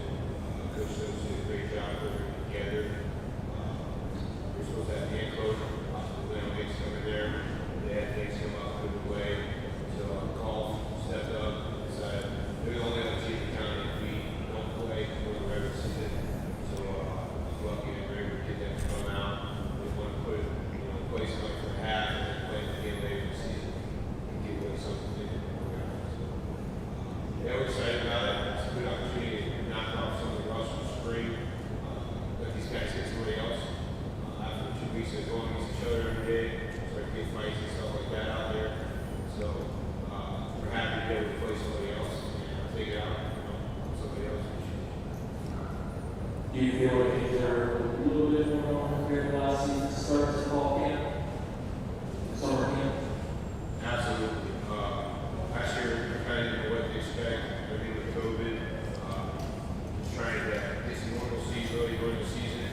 Wins and losses weren't a huge thing for anybody. I think last year, just being lucky to play football and get these guys film to be able to go to the next level. It's kind of our main concern and priority after health and safety first.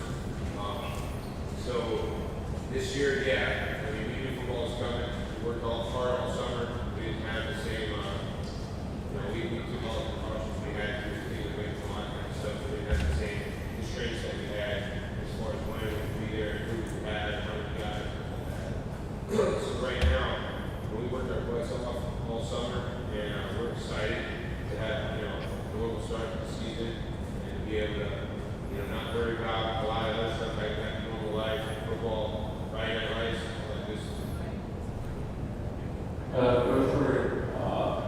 Talk about the offense and Kevin. I mean, who's your, leading rusher, and obviously leading passer. I mean, talk about him and just the kind of focal point that he is on offense for you guys. So Kevin's a great kid. Kevin is the epitome of being a leader. I joke with other coaches and whatnot, if I had 40 Kevins, I wouldn't have a job because he would do everything for me. He came in as a freshman, actually, walked in my classroom and said, "Coach, I want to play football." Never met him before. Have you ever played football? No. What do you play? I play baseball. What position do you play? Catcher. I'm like, all right, we need a quarterback. You go try quarterback. So that spring of his freshman year, he kind of took the reins from there. Beat out another kid that was trying to play quarterback. Ended up starting his whole sophomore, his whole junior, so he was a 3-year starter for us. One of the hardest working kids I've ever been around. Anything he doesn't have naturally, he works his tail off to earn it. He's one of the strongest kids pound for pound we have on the team, one of the fastest kids we have on the team. He's a great all-around young man, great leader for us. Question for Kevin. What do you feel you improved on over the offseason? What do you feel like you honed in on through 7-on-7 and regional season? I think I've improved on reading the defense and just knowing where I want to put the ball before the play even starts, which is the thing I wanted to work on going into this offseason. I also think I've improved on my leadership as one thing I wanted to improve on this year. Last year was a rough year with COVID and all the circumstances. We were very excited for this upcoming year. We think that we have a good chance to win every game we play in. Thank you. And is that mainly Sunlake rivalry? Is that still, how strong is that still? Obviously the Butter Bowl is always a big game every year, but you guys still feel like that's pretty strong rivalry going? Yeah, the rivalry is still going on the field. It's active. We are two schools, one at it. We're not friendly on the field. Off the field, it's a certain different thing. We unleash on the field, not off the field. On violence and off the field is not what Sunlake does. We do it on the field. We prove how strong we are on the field, and we take W's when we play Land O'Lakes. And still for you, Mr. Johnson, I know you grew up in a Sunlake household. The staple for Sunlake has always been offensive and defensive line. What should we expect from Sunlake defensive line this year? We should expect big things. We have a strong unit on our defensive line with Sean Henneman, me, a new coming player, Jackson Filipenko. We are all looking pretty strong. We have a lot of depth on our defensive line. We have great hand movements. We can do different things. We can stunt. We can throw anything we want at you. Our defensive line is very strong this year, better than it has been in a couple of past years too. Chapel, Harper.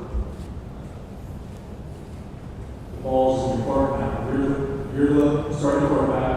What should we expect from Western Chapel offense this year? This offseason, especially 7-on-7 guys, I have very good relationships with our receivers. I have all the time now. I've been reading coverages a lot better. Our line, we're working really good. We're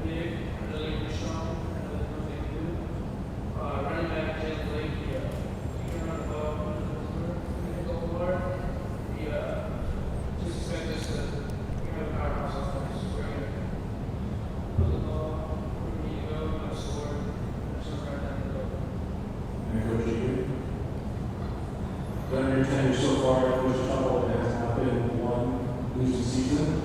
I'm sure you expect that to continue, but what is one game you have circled on the schedule right now?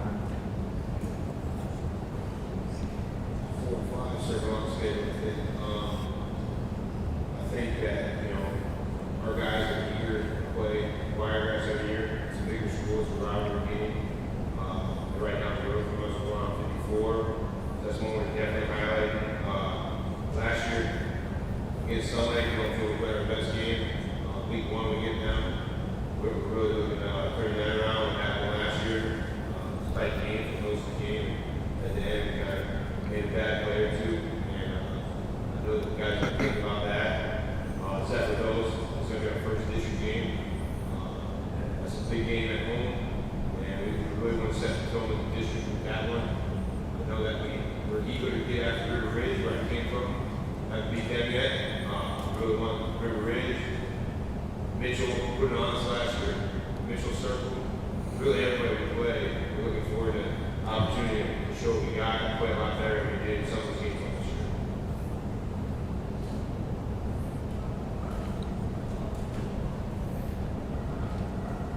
Coach, your tenure has been not the success that you hope. What do you plan to do with these guys and this squad this year to help take you guys, turn that corner, and be that playoff team? Last year, people could say it was our first year we went to the playoffs. It really wasn't, because everyone made the playoffs. So I don't feel any accomplishment from that. We went to, we got Chamberlain. We could say that's bad luck to draw compared to other people. We got Throttle. We did a good job. We went 7-2, 6-3, 5-5, 5-5, 5-5. It's time for us to turn that around and to do a lot better and make it to the playoffs and win a playoff. That's our goal. I'm not saying we're going to go, Final 4, Final 8, whatever. Our immediate goal is to get to the playoffs and win a game this year. We think that we do it. We have some strong seniors. Every position and skill is the best I've had. It's probably the best offensive line I've had there yet. Because of that, we decided to go back to what we did the first 2 years and be a more run-heavy offense. So I think that this year we're going to surprise people what we're doing. We're really getting out of that whole spread out, getting cute on offense there. It's coming at you. It won't be a secret in a week. So I might as well say it right now. We're going to pound the rock, man. That's what we're all about.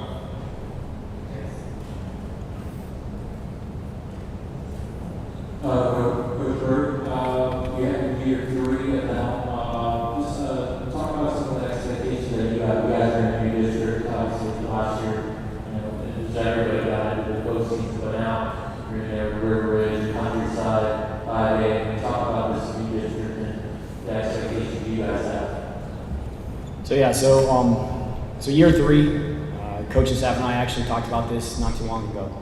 This is the first year we can honestly say that everyone in our program wants to be in our program. The guys that didn't want to be there, they're gone. So we have 80 plus guys that are bought into the system.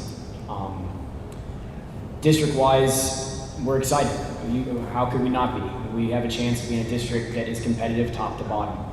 There's no heavyweights in that district. We're all fighting for the top spot. We still get to do a lot of the same things we did the previous district, play some Hillsborough, play some Pinellas. So we still get a taste of those counties. But between us and Countryside and River Ridge, it's all of us. We're all 5A, Freedom. We're all fighting for the same thing. We feel very confident that this year we will be competitive in every game and find ourselves at the end of the game with a chance to win.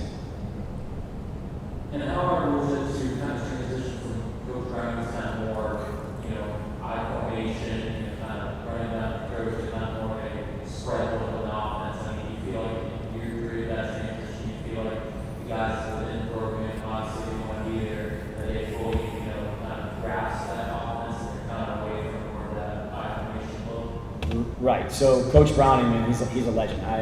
I coached under him for 10 years. He had his way, and he worked great for him, and we had a lot of success under him. when I got hired on, he told me and everyone told me I could not be Coach Browning again. I had to be myself. And so I hired on Brett Hodris as our offensive coordinator. And that first year, we were a bunch of new guys learning ourselves. We were lucky enough to stumble across Kevin as our quarterback, and we have seen his progression year after year to the point where he understands the concepts that we're trying to do. He understands the reads that we want to do. He is getting to the point where defenses are going to be outnumbered no matter what they do, because he's getting to the point where he can see that and make that adjustment. I told Brett when I first got hired, the two things as a defensive coach that put stress on me was tempo and motion. And so I was bound and determined that we were going to be able to do tempo or motion. And so now we can do that. If we want to go tempo, we can. If we want to motion and change our numbers at a point of attack, we can. And so that's one of the reasons why we are so excited about this season. I think year 3 is going to be the full display of what our kids can do. And you asked over to Zach. Would you say this team is more, ground oriented this spread, or I mean, you feel like you guys are multifaceted, you guys are pretty balanced, and what do you feel like this team is better offensively? This team's it's really well balanced. Our team is stacked. There's no strong suit to our team, we're just balanced. Our offense can move the ball up and down the field. Our defense can stop offenses left and right. And we are strong every position we have. Our quarterbacks, our safeties, to the whole offensive line, defensive line, linebacker, core, running backs. I can name them all. We are well balanced. We are going to be a powerhouse this season. I believe that. All right, and for Kevin, what are your expectations for this offense? I mean, obviously the offensive line, being a strong suit for you guys. I mean, do you feel like you guys are having more success running, passing? I mean, balance. Yeah, we expect to put a lot of points on the board this year, passing, running, either way. We expect to put a lot of points, and we expect the defense to hold the other team to less points. And if you score more points, then you're bound to win. So I think we're going to have a very good year. And, yeah.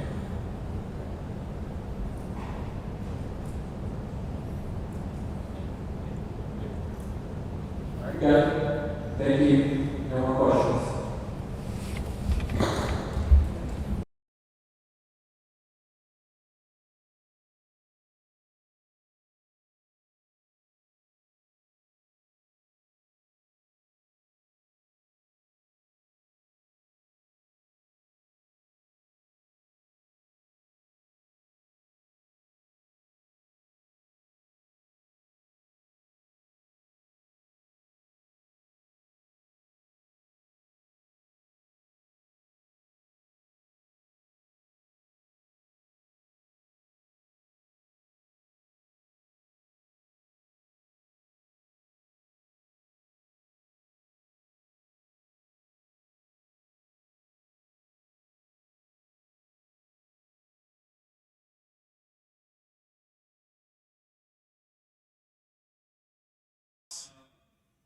Third year, talking about the season, what is it considered this last year?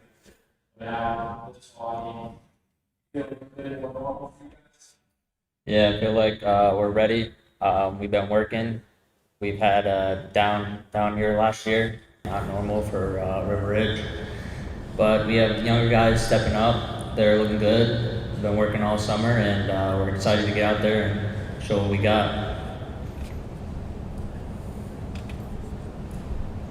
Kind of talk about, like I said, last year wasn't really normal for River Ridge football. You guys are currently, it's usually low numbers, but always expecting, postseason work. Do you feel like you guys kind of used that last season as motivation to kind of really get after this offseason to get back to that?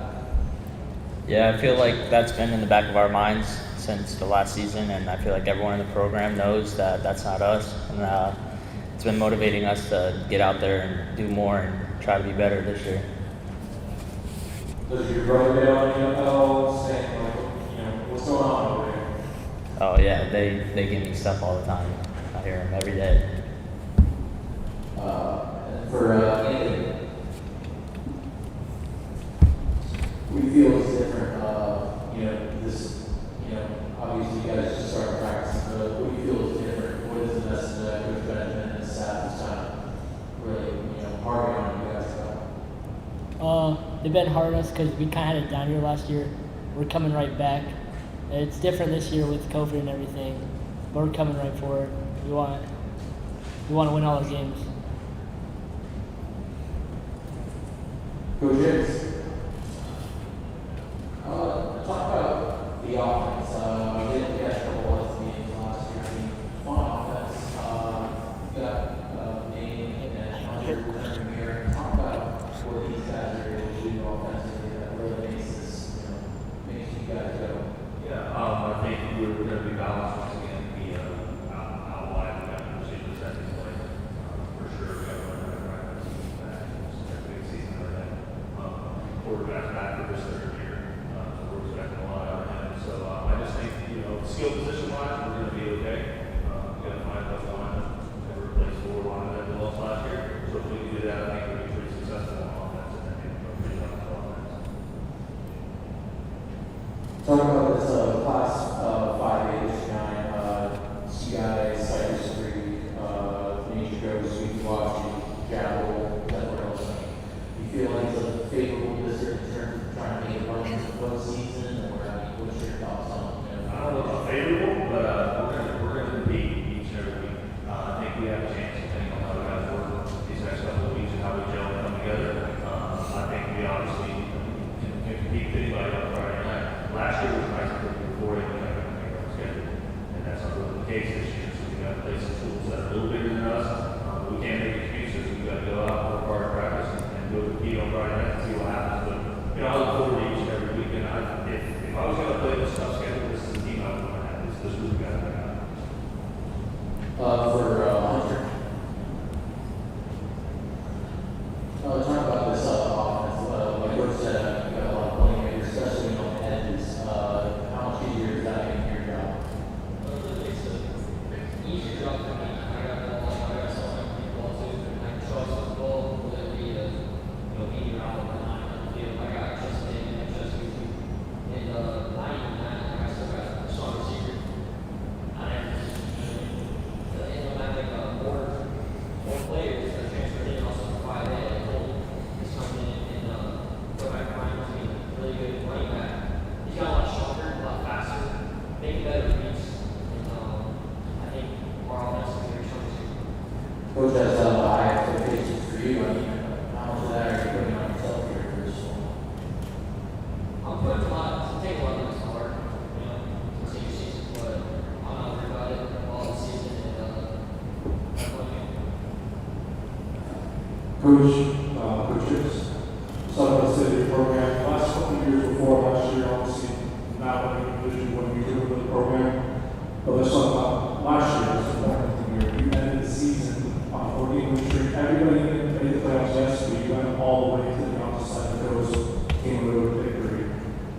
You'll get it back and run into a juggernaut. But how does that kind of feeling, that kind of playoff win do for a program like yours? Well, I know Egan was here earlier and said everybody made it, so it wasn't that big a deal. It's the opposite for me. That's actually the first time in school history that we ever won a road playoff game. So we're using that to build off of. We're taking momentum from that. Everybody made it, but we got to travel across the state with a really good football team. So, we got an opportunity to practice for a couple more weeks, which was awesome. And I think that our kids took a lot from that. And I think that we're using that to build off of. In the spring, I think that we use that to build off of. But, obviously winning a playoff game, I don't care if everybody makes the playoff or not. It's a big deal. So I'm very proud of our guys. And I think we're obviously going to use that to push forward for the season. And for Coach Bones, on the reverse side. You weren't on the staff last year, but everybody knows how the season went. It was rocky. Season did not end what you guys quite expected to. You did the program since at least the spring. Just how's everything been going so far coming to this season as the season kicked off? So I joined the coaching staff for the spring of the season, and I'm going to be continuing that for the JV season as I'm taking on the head coaching role. But I believe our off-season program training, we really hit the ground running. We had pretty good attendance all throughout. Almost 40 kids every single day, which, as Amy said earlier, really isn't like River Ridge. We usually have pretty low numbers. But we really turned that around this off-season program, and we plan on taking that straight into the season. And then for Trent. Year 3, starting quarterback right now, senior, Sherrod. You lost all your school guys from last year, but despite all that, during spring, it seems like even with the new guys stepping in, you still have quite a connection with them already. Yeah, I mean, I was with them through middle school and my freshman year, and these guys, they're all playmakers. They can make stuff happen, and all I gotta do is just get them the ball and let them do their thing.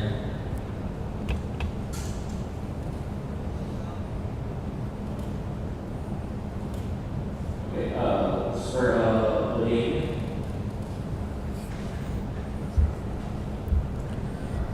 You're leading receiver last year, 325 yards. Don't laugh. Don't laugh. Good guys. Talk about what you guys have built over the offseason. You guys get together, throw routes, get guys together, so player-wise.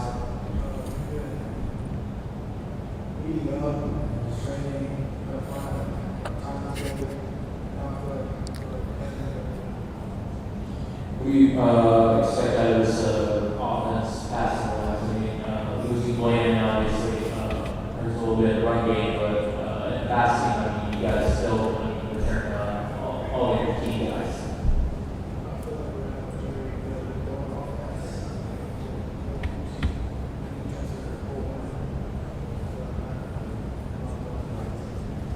Okay, and for Tyler, just a follow-up on that as well. Just talk about your guys' offense, obviously. You guys return the bowl lead, spread further from last year. You talk about the receivers and then Hunter here a little bit.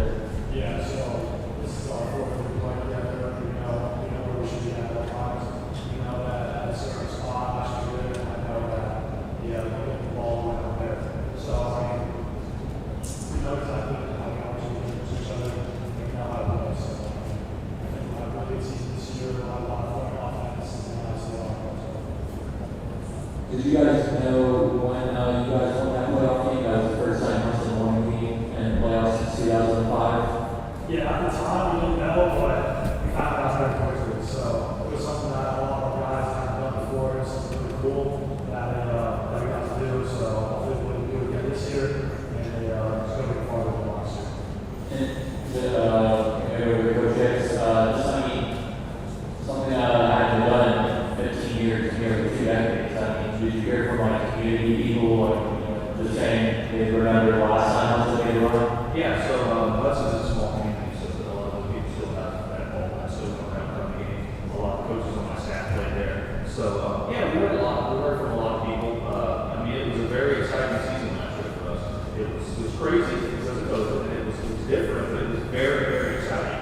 And the excitement there is we're still building off of that. Our numbers are unbelievable right now, and it's just the support and everything is just there. So I think it's a good time to be in Hudson right now. And you feel like, I mean, just you guys being such a tight knit community, you feel like it kind of has an edge over, maybe one that's more, let's say, metro or kind of, Yeah, it's like I came from school in Marion County, and it was a little different. It wasn't as close yet. Like we got third generation coders there walking halls, so it's pretty cool. It's something that I don't know that a lot of people have, so it is very nice to be a part of. And Hudson's tough model that they've been preaching for years. It's a true statement. The community stuff, the school stuff, the kid stuff, and it's just it's a great time to be there, be part of the community. And for Woodbridge, go over to Trent again.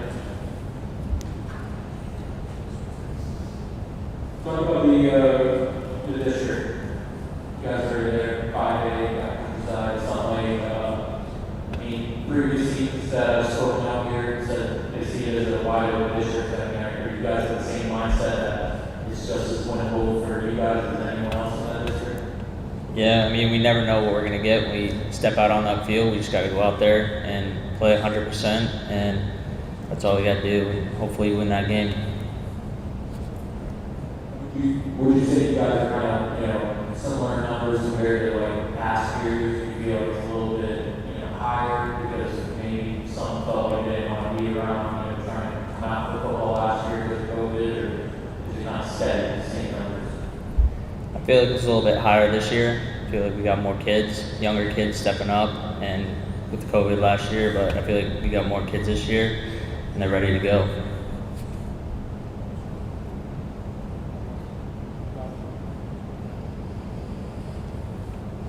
All right, we're all set. Thank you guys.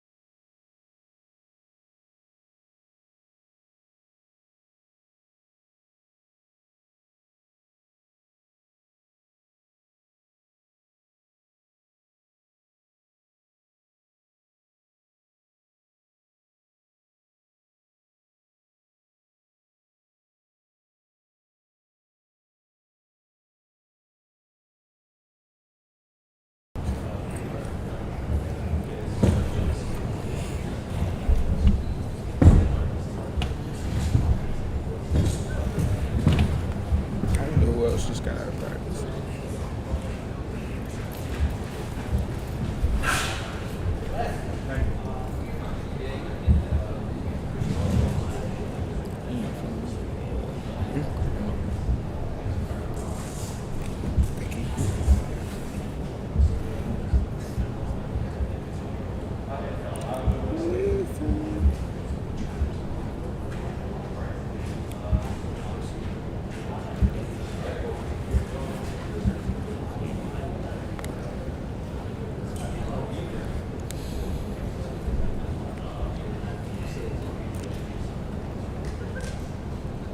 All right, okay, we got switch up here. We're gonna have the three teams at the end. We're gonna go 2-2 still. So we got Hernando and Pasco. Old rivalry. We're new here. So Coach Garcia, start with you. Just talk about your second season and how obviously you took over and into COVID. Talk about this time around now, where you kind of see more of the team, be able to kind of get a better read on who you see out of this group. Yeah. Last year, of course, for everybody was, a disaster. So we were up against it just like everybody else, but getting in a new offensive, defensive, and special team system, we only had a month before the first game. So we were, hitting the gas wide open there. With this group, it'll be the second year in the defensive system, and the offensive system hasn't really changed that much. Maybe probably 25% of it, but a lot of it is kind of the same stuff. So, but it did give us time to really get our, pay attention to the details. I think that's the biggest takeaway between this season and last year is that, last year we just happened to have a ball and a mouthpiece and something to drink. Where this year that, we're really paying attention to details. And that's kind of been the mantra so far. Obviously, you probably been asked a million times, what's the difference between Hillsborough football and Hernando? I really, now second year in, what do you feel like really is that difference between the two guys? Well, there's a lot of pickup trucks in the parking lot. That's probably the main difference. And some of the kids miss practice because they work and they work around hay. And I wasn't very familiar with what you do with hay before I got here, but evidently it's important. So we do have some kids that do that. But honestly, kids are kids. I truly believe that kids are kids. We might have had more numbers down there, probably 65, 70 kids. We're over here, we're in the low 50s. We're not completely, off one spectrum or the other. But I think the magic number is probably around 65, 60 to 65. So that's what we're pushing for. But as far as that, I don't know. I guess I'm an old school guy. I think football is football and kids are kids. So. You guys coming off last night, you guys were able to beat Lecanto in the postseason, and you guys fell to the countryside. But talk about you guys were able to find success there last season. What are the expectations now and this season for the Pirates? Well, I think the biggest thing, expectation is to keep the continuity. Kids understand, what's expected in practice in the school building, as well as when it's time to compete. So we just try to keep that going. Just, we always talk about building character, and just we just talked about,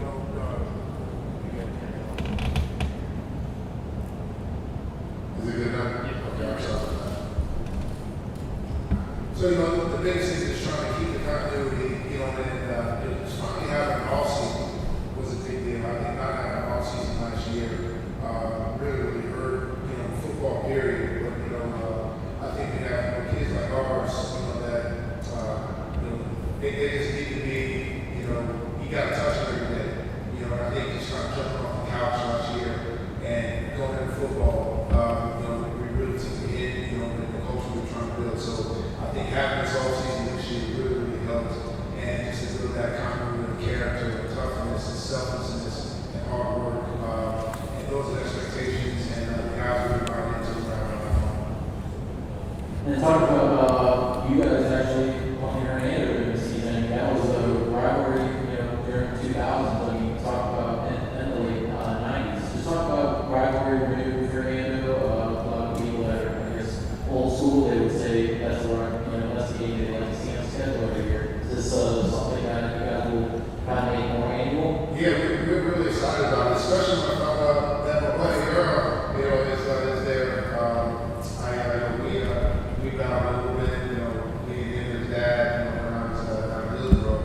So when I found out he was there, I immediately called him, and I just heard about the great rivalries, Pastor Hernando had back in the day. So I love to continue to renew that, just have fun, get back and forth, and start to get the crowds in there. I'm sure the other communities a lot like ours, where they remember those days, try to get them out to the game and just have fun with these kids and try to get them going.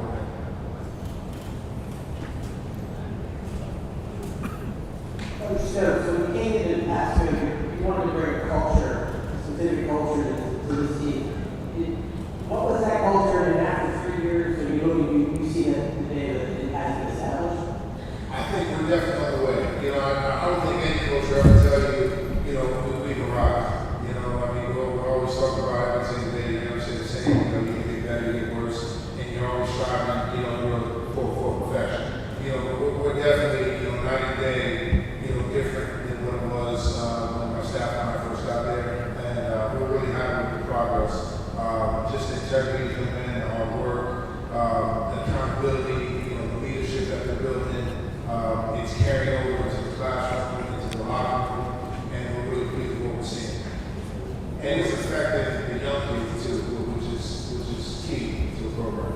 And with Pasco being a big community school, you see the community buying as well? They do. They come out a lot. They show up at practices. We see them in the community. More out, fundraising, community service, and things like that. And they always have something to say. They always, they want to make sure that how's the team looking, because they care. And we want them to care. Because then they come out and these kids feel that love. I don't know if it's just time you're preparing for a third specific game on the schedule that you guys have circled. You already know. Non-war. I figured it was time they didn't walk Yeah, Now, I'm sure they got something too, so that's fine. How important is that game to the school, to the community? I'll ask you the same question. I've known about that game, before I even imagined a coaching Pasco. It's just, I think it was actually some service, I think actually voted as one of the greatest rivalries in Florida. They get excited about it, we get excited about it. It's almost like, really, it's more than a the excitement in the communities, and people come out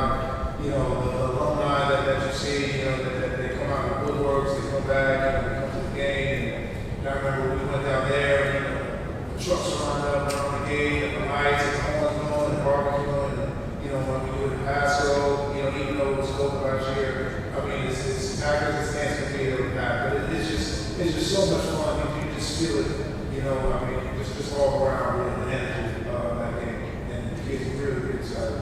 The kids get excited. Let me ask you, how excited do you guys get to be for Zephyrhills basketball?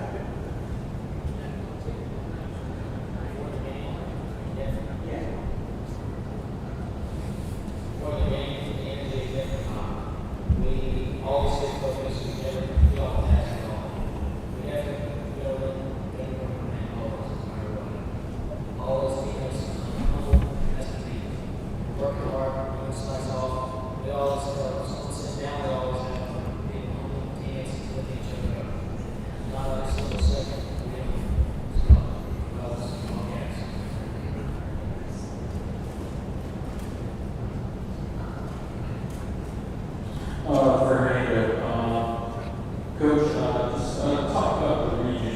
You guys are just seemingly a tough region. I mean, highlighted by Cocoa, you got Astronaut, South Sumter. I mean, talk about just playing in such a tough region this time around. Yeah, I guess it is a little bit tougher than the 5A district we were in last year. But I mean, our toughest opponent, and it's probably cliche, it's us. You know, we got to take care of us. If we play clean, I don't care if we play the Green Bay Packers. I want to play clean. I want to play hard. Limit penalties, protect the football, all that good stuff. But you know, it's we got the Villages. The Villages is on the schedule as well. And I wanted Wiregrass, and then the rivalry with Pasco is back, and we got Zephyrhills and Kathleen. So I wanted to get that schedule tough because that's going to prepare you to get down the road. And talk about who's going to replace Dante Casey? I mean, do you have is it stable backs? Is there somebody in mind that you have that will kind of be a new, per se, workhorse? Yeah. Jordan Williams is going to play running back this year, and we got BJ to play some running back, and we got another one, young kid in the stable ready to go too. But the strength of our offense, and probably our football team, should be up front offensively.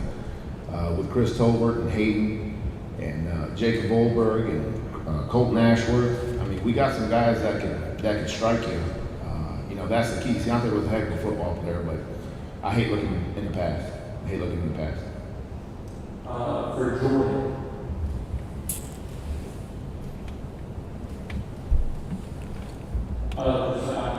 Following up Casey, you said that running back. I mean, you look back at what he was able to do within the offense last season, or you kind of just, how do you look at things? I'm just kind of focused on me. He was a good player, but I feel like I could step up, do the role, get the job done, and pretty much help the team out. And for Chris, Coach just spoke about the offensive line as the strength of the team. Talk about that offensive line a little bit. When you talk about pretty close knit group. Yeah, we all brothers, and we work out every day together. We play with each other every day like little kids, and we ready to work, ready to go out there and win. And for Sam, you were the Browns' top linebackers. Talk about this defense that you guys have coming back. You feel like this unit could be even better from a year ago? Yeah, I think the defense is going to be 10 times better. We only got 3 people who graduated, and we're gonna come back. It's gonna be hard to score against us. Coach, so something on the schedule real quick. Obviously, the district year is obviously going to be very competitive, but you definitely did a little bit back in punches when it came to looking at the district schedule. Zephyrhills Christian Academy, Major Coast, Hernando, and the Lakes, and then Warren. Yeah, I'm just a coach, kind of like Coach Garcia. I just want us to be ready. With this point system, I don't want to take any chances. We're going to lose. I want to play good competition, and I want to know our kids are going to be ready. And just get these playoff points. That way, whether the district champs or not, I know if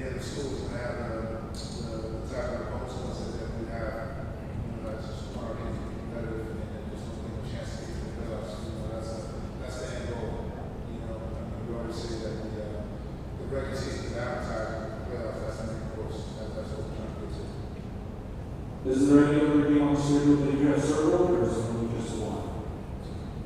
Well, yeah, every game is a series. I mean, without a doubt, and we're going to have to take it serious. You know, to compete, you don't take anybody lightly, and this schedule doesn't give us a chance to take anybody lightly. So we're going to approach every game with focus and effort. And for Ethan. All right. So talk about the offense. I mean, where's that after one week? And how do you feel about heading into the season? And into the season, I definitely think our offense is able to go up. We've been working we've changed up some things a little bit, but I think we're bouncing back right now. We're working hard every single day. Like what you're saying, this year we have offseason. We're taking things every second. And for Cody, just talk about, obviously, Pasco has storied history. Is there something different about walking in there when you build up that since 1992 state champions? I mean, does that kind of resonate with the other guys and kind of just trying to get back to past glory? Absolutely. We're trying to be state champions. And for Vaughn, same question.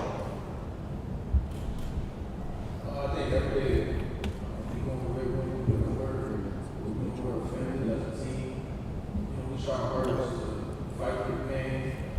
That's the key. You know, it's really mental. Coach has a session where you really see really tell who you are. You really tell when you're in the playground. You really tell your character. It's a little constant. Some kids can't do it, but you know, you got to go out strong. You got to do it strong. And for Coach Garcia, obviously with your dad still at Hillsborough, I mean, you guys share stories back and forth about your head coaching, issues that we're going through. Yeah. There's a couple of stories over an iced tea or two, for sure. Yeah, he's still coaching. Yeah, he still knows a little bit about football. You know, he always gets on me because he said I've never asked him for advice, not once. But he's never asked me either. So, but he's won a couple more games than me, so I probably got some catching up to do. But no, he's doing well. They're doing well, and we played actually 7-on-7. We drove our skill kids down there. I guess it's been 2 weeks ago now, and we played 7-on-7, just us and them, and we had a good time. You know, I think we got better, and I wish I could get them on the schedule, but we couldn't do it. I was going to say that was actually the follow-up there. I was going to say you guys ever talk about like, hey, we got to put me on schedule that. Absolutely. Yeah, they stayed up in 6A. We moved down to 4A, and it couldn't get worked out. But that's one that would be fun for sure. I was going to say, I mean, do you think that's something for next season? You got to absolutely try to make happen. Yeah. You know, we get through this season, and they get through that season, and you know, I don't know if the classifications will move again, or whatever. But I'd love to even take a trip down there and play on the new turf, or they come on up to Brooksville. Is that something that we talked about? Still possible turf field over there, or? I don't know. I don't know. I'd rather not have turf, to be honest with you. I like it because the lines. You never have to paint it, never have to water it, never have to fertilize it. It's always the same length. But I think if you have a good top field, I'd rather play on good grass than turf anyway. It's hot, and it's sometimes it can be slick. But now, if they want to put some money in that, I'd rather get them in the locker room. Follow on that, of course. So, what do you think about kind of moving to artificial turf fields around the Tampa Bay area, Steinbrenner, Leonard, ZCA, a lot of schools are kind of transitioning. Is that something that you kind of want to stay away from at Pasco, or are you looking to maybe get artificial turf? You know, we were actually just talking about that out in the lobby, and when you have a picture on field, you say it's like, oh man, I wish we had turf, get more time. But like I said, if you had a choice, a great grass field just gets better, better cuts on and whatnot. That artificial turf is great, it's obviously maintenance, but I don't know. I see both sides of it. If someone's to come in and do a turf field, God bless them, for sure. if I had the choice and someone else can maintain it for me, I keep it nice and comfortable.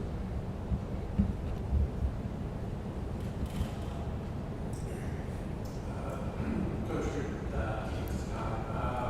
where's the strength of this defense this year? Honestly, I'd have to say probably the linebacker spot. I just think we got more of those guys than the other groups, but the other groups should be good. It's too early to tell. I mean,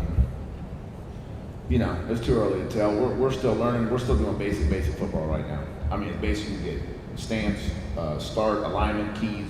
We're doing all that. So, defense is such an effort deal. It's you gotta love each other. You gotta get tight with each other because it's a reactive deal. It's an effort deal, and that usually it's just the best defenses I've had have been a real tight group. We lost James Perkins in the secondary last year. He was a heck of a football player. He's going to Monmouth. And we lost Sean Bingham, an outside linebacker, and we lost a defensive end. But other than that, everybody's come back. Some of those guys might have to moonlight a little bit on offense, but if you can play your base defense pretty good, you're usually pretty good. You shouldn't have to trick them too much.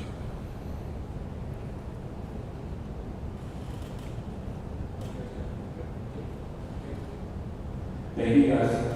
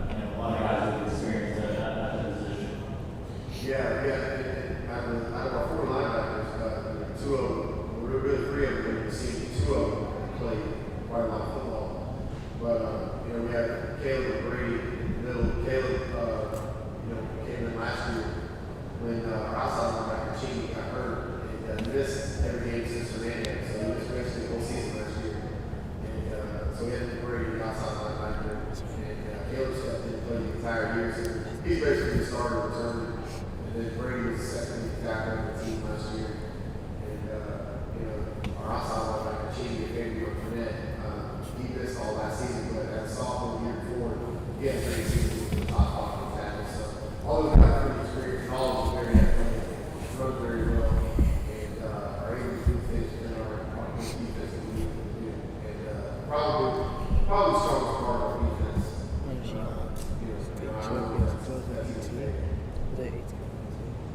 All right, and Coach Gerald, talk about this team. I mean, you guys returned a lot of talent from last season's playoff team. You guys ran up against a very good Orlando Jones team in the postseason. I mean, what's the score for the Bulldogs this fall? I mean, do you feel like this group could be, much better than last year's? Well, the kids from last year, including all those kids when they were juniors, we made a good run. Orlando Jones is a good team. Now we're more senior heavy, so the expectations have definitely gotten higher, and we're excited to see what we're going to do. For Jackson, let's talk about the offense. Got playmakers, Hernando again, Can you talk about after just first week of practice, where do you feel this group is at? Obviously, with all the 7-on-7 and everything, you guys got a lot of time to get together and gel. We're doing pretty good right now. We've been working a lot off this off season.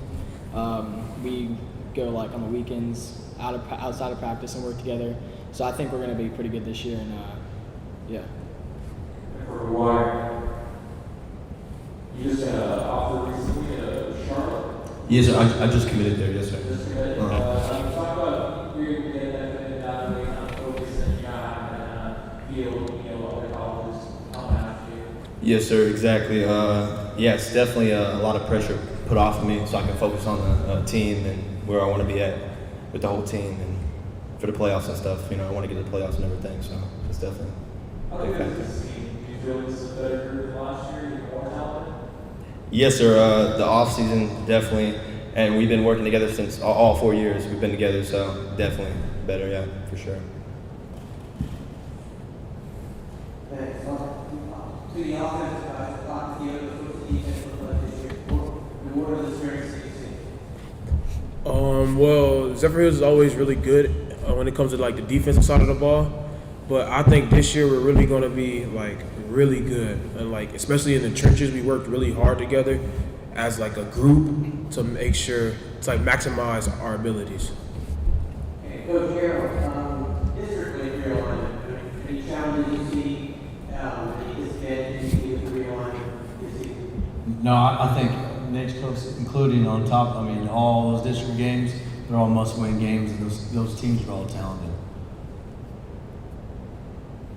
Okay, with this question came up earlier today, the preseason classic. I'm looking forward to just going down the road and play GCA on their field. And this is a long way to game with the community wanted to see. We're happy to see this in books and something that you guys can strap up and go.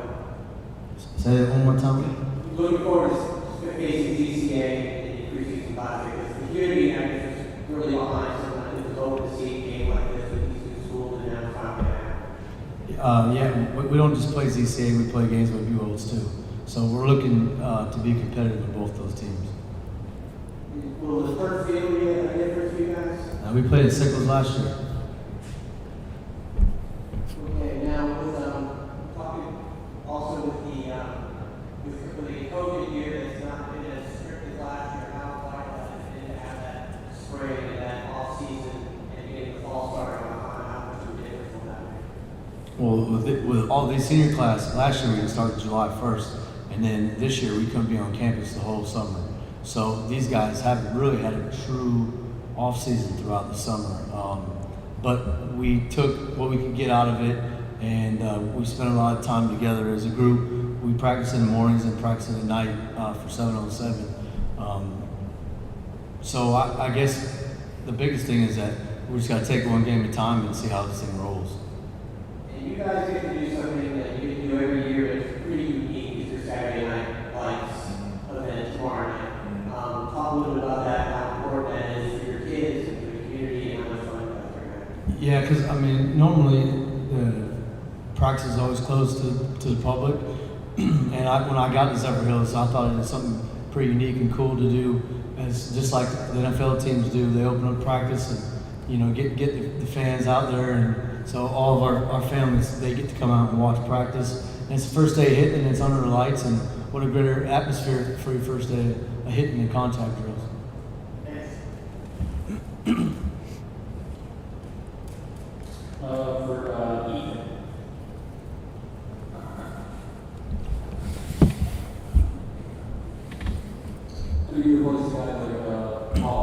at all. I mean, obviously, the guy was a tremendous receiver for last year. I mean, is there some guys that, you know, might be able to, not per se, fill his shoes, but, I mean, maybe halfway there.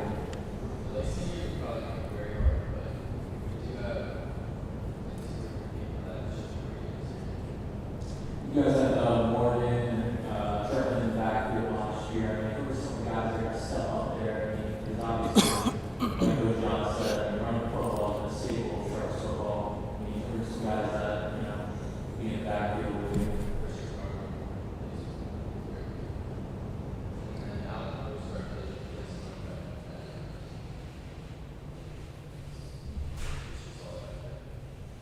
Okay, and for Coach Jones. Talk about those guys, Cromer and you said Alan was going to play a little bit of running back. I mean, talk about the transition. I know Alan played a lot more on the defensive side, so how the transition to offense and more back. I mean, how's that been for him? Yeah, Christian Cromer was probably one of the best football players we've had at Anclote. He started last year as a freshman defensive end. And, you know, he's about 6 foot, maybe 220, 225. And long rounds on the thing. Actually, he reminds me a lot of that Weston. As far as the way they run the ball, how nimble he is for being as big as he is. And he's gonna be very good. He's gonna be very, very good. He plays both ways. Hopefully we'll find a way to be able to rest him enough one way or the other. But he's gonna be pretty darn good football player. He catches the ball well out of the backfield, got good hands. And he just sees things very well. We just went to a team camp. And, you know, we're able to strip some people full pads. And he ran the ball very well. He's getting better. He ran the ball very well in the spring, too, his countryside. He had 140 or 150 yards, maybe 12, 14 carries or something like that. But he's going to be very good. And Alan Hill will also be a running back. He's very athletic. He was our safety last year. He's going to be our safety this year. But he's just going to be our next running back in. He's done a good job. He's got very good hands as well out of the backfield doing those things. So, you know, those two guys together will do a pretty good job replacing Kenyatta and Trevor. You know, they're just, you know, one of them's not quite as big as the other two. Christian Cromer's going to be very good. He's going to be very good for a long time. And just take a look at the district with you guys. I mean, you have Austin, you have Waukee, but I mean, you guys look at Zephyrhills as kind of that other team in the district with you guys. You guys were both district champions last year. Would you say you guys are kind of like the top 2 teams in the district? I mean, if you look back at the past, yeah, I would say that, you know, every season is different. You don't know what anyone's going to have. It's different every year. A lot of these teams that are playing this year are new. You know, in the past, we've had, you know, the same team in our district, really, I think, for the last 4 years. And so to be able to play some new people and go over there and you know, play some people that are different. And you know, it should be fun. I think that those is definitely probably, you know, the best team in our district. Those are people we're going to have to beat if we want to be champions. But obviously, you got to win them all if you want to be a champion. So it's going to be fun. It's going to be exciting. I'm looking forward to getting this thing started. Coach Carroll, one more question. Obviously, you know how last season went for you guys. You know, before you guys get in the field, you guys had COVID and all that for several games. Season started looking at how you wanted to play 2 good pro teams, lost the first one, played second, really close. Not really what happened there. You guys controlled. Let's talk about your quarterback, Mr. Rivera. He's not 6'5", 6'3". He wasn't a starter until last year, but yeah, you saw something in him that said that this is our guy. Yeah, he did a great job when his number was called. He played receiver, and then we changed TJ and put him at receiver and put Jackson at quarterback. And he plays baseball. He's a really good athlete, and I just thought that was the best thing for our team and for him, and to where we could get the ball back in some other guys' hands. And I ran the ball a lot more at the beginning because I wanted to make him feel comfortable, so the pressure wasn't on him. So we rushed the ball, I think, for 30 touchdowns. So we ran the ball more last fall than we have in the past. And then let's just talk about some team goals. Obviously, you guys had a very tough season and against Orlando Jones. And although this game didn't officially count on the record, we know Zephyrhills to be number one. You guys did kind of make a statement, not like which one you did at home. I can't say it again. Zephyrhills obviously wants to make a case for number one in Nassau County and on the Suncoast. Although the game didn't count during the spring against Mitchell, you guys did make a statement by knocking down the high power offense that they did have at home. Yeah, we our defense played pretty well. We were able to make some checks, and we got three big, I think, touchdowns on throws, and then we threw in McGuire from TJ. So you know, we went in there, and their D line was really good, but they did graduate a lot of kids from that great team that they had. So we knew that they had to plug a lot of other kids in, and we found ways to take advantage of some of it, and we put our best foot forward, and we played 3 quarters with them. Coach Gerald, with losing diarrhea, I mean, how much more load that does Jalen got to take that back for you guys? I mean, do you see 1,000 yards for him? I mean, that's absolutely would like to see that. You know, a couple years past, we haven't had 1,000. We're close. I think Zaire had 956 or something, and then he didn't play again the last. Was it Pasco? I think it's the Pasco game he didn't play. But Jalen already have our goals, and that's definitely one of his goals. And then on the other side, on the flip side, when he gets tired, we got Willie Queen, and he's developed. He's had a great off season, and then in the summer in 7-on-7, and he's going to carry some of that load too when Jalen gets tired. For Dios, whether you're one of the top returners on the defensive side of the ball, I mean, talk about this defense, and you guys got you and McGuire obviously headed up. I mean, how good is this? Well, personally, I think this is one of the best defense I've played on, like, since I've been playing football. But I think it's more because we've built a brotherhood out at Zephyrhills. So we worked all last year, and right after the Jones game, that Monday we were back to work, and we just been working with each other and just building friendship. We hang out outside of practice. We work out outside of practice. We worked out during school. We just became each other's best friends. And just talk about, I mean, I don't think I know what to say about the atmosphere at Zephyrhills on game day. I mean, talk about that for you as players. You know, you got the Phoenix Foreman out there, nobody gets that fence. I mean, it's normally a packed crowd every time. I mean, talk about that atmosphere as a player. I mean, it's got to be more like that. So before we actually go out, it's dead silent in the locker room. Like, you can hear a pin drop. Everybody's locked in. Everybody's either listening to their music or just like sitting on their own, just making sure like we all have the same goal, which is to win the football game. And then going out during warm-ups or whenever the game first starts, or when I go to the coin toss and all that, and turn around and seeing all our fans and family out there, it really feels really good.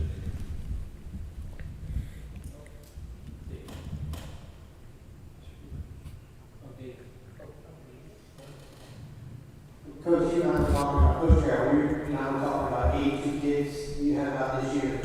You could have brought anybody with you. Why do you bring these 3 guys? Because Jackson is the guy that has to lead on offense. Theodis is a leader in the middle, and McGuire is also a leader on both sides of the ball. And I think these guys display what it takes to be great. And they've done a great job of working on off seasons. And they trust the process. And I like to have some other guys here, so these are the only 3 I'd like to bring. So we've got to change that.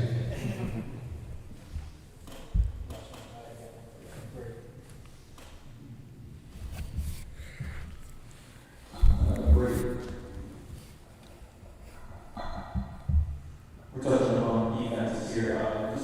Talk about Detroit's defense. I mean, obviously, that linebacker, like Coach said, 3 guys, senior guys. I mean, talk about how good that front 7 is, especially with you guys being with the experience you got.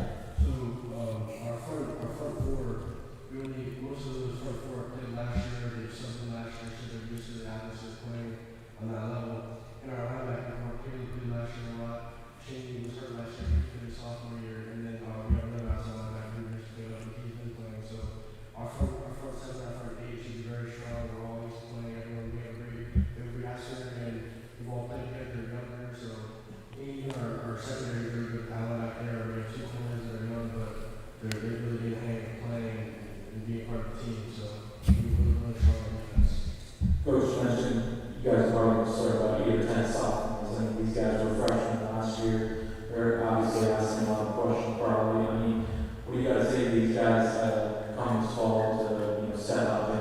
start next side by side with you?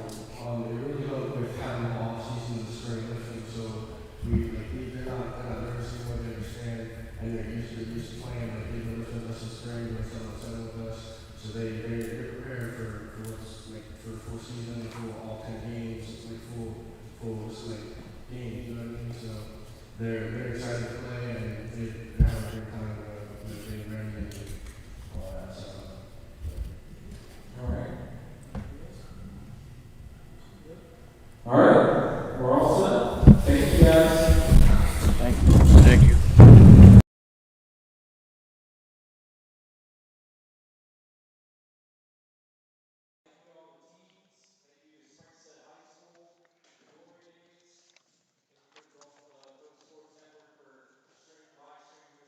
We hope that you enjoyed tonight's live coverage. Go ahead and toss us a like, hit that subscribe button. Don't miss any of the upcoming action on the Gulf Coast Sports Network, including our live broadcast for the 20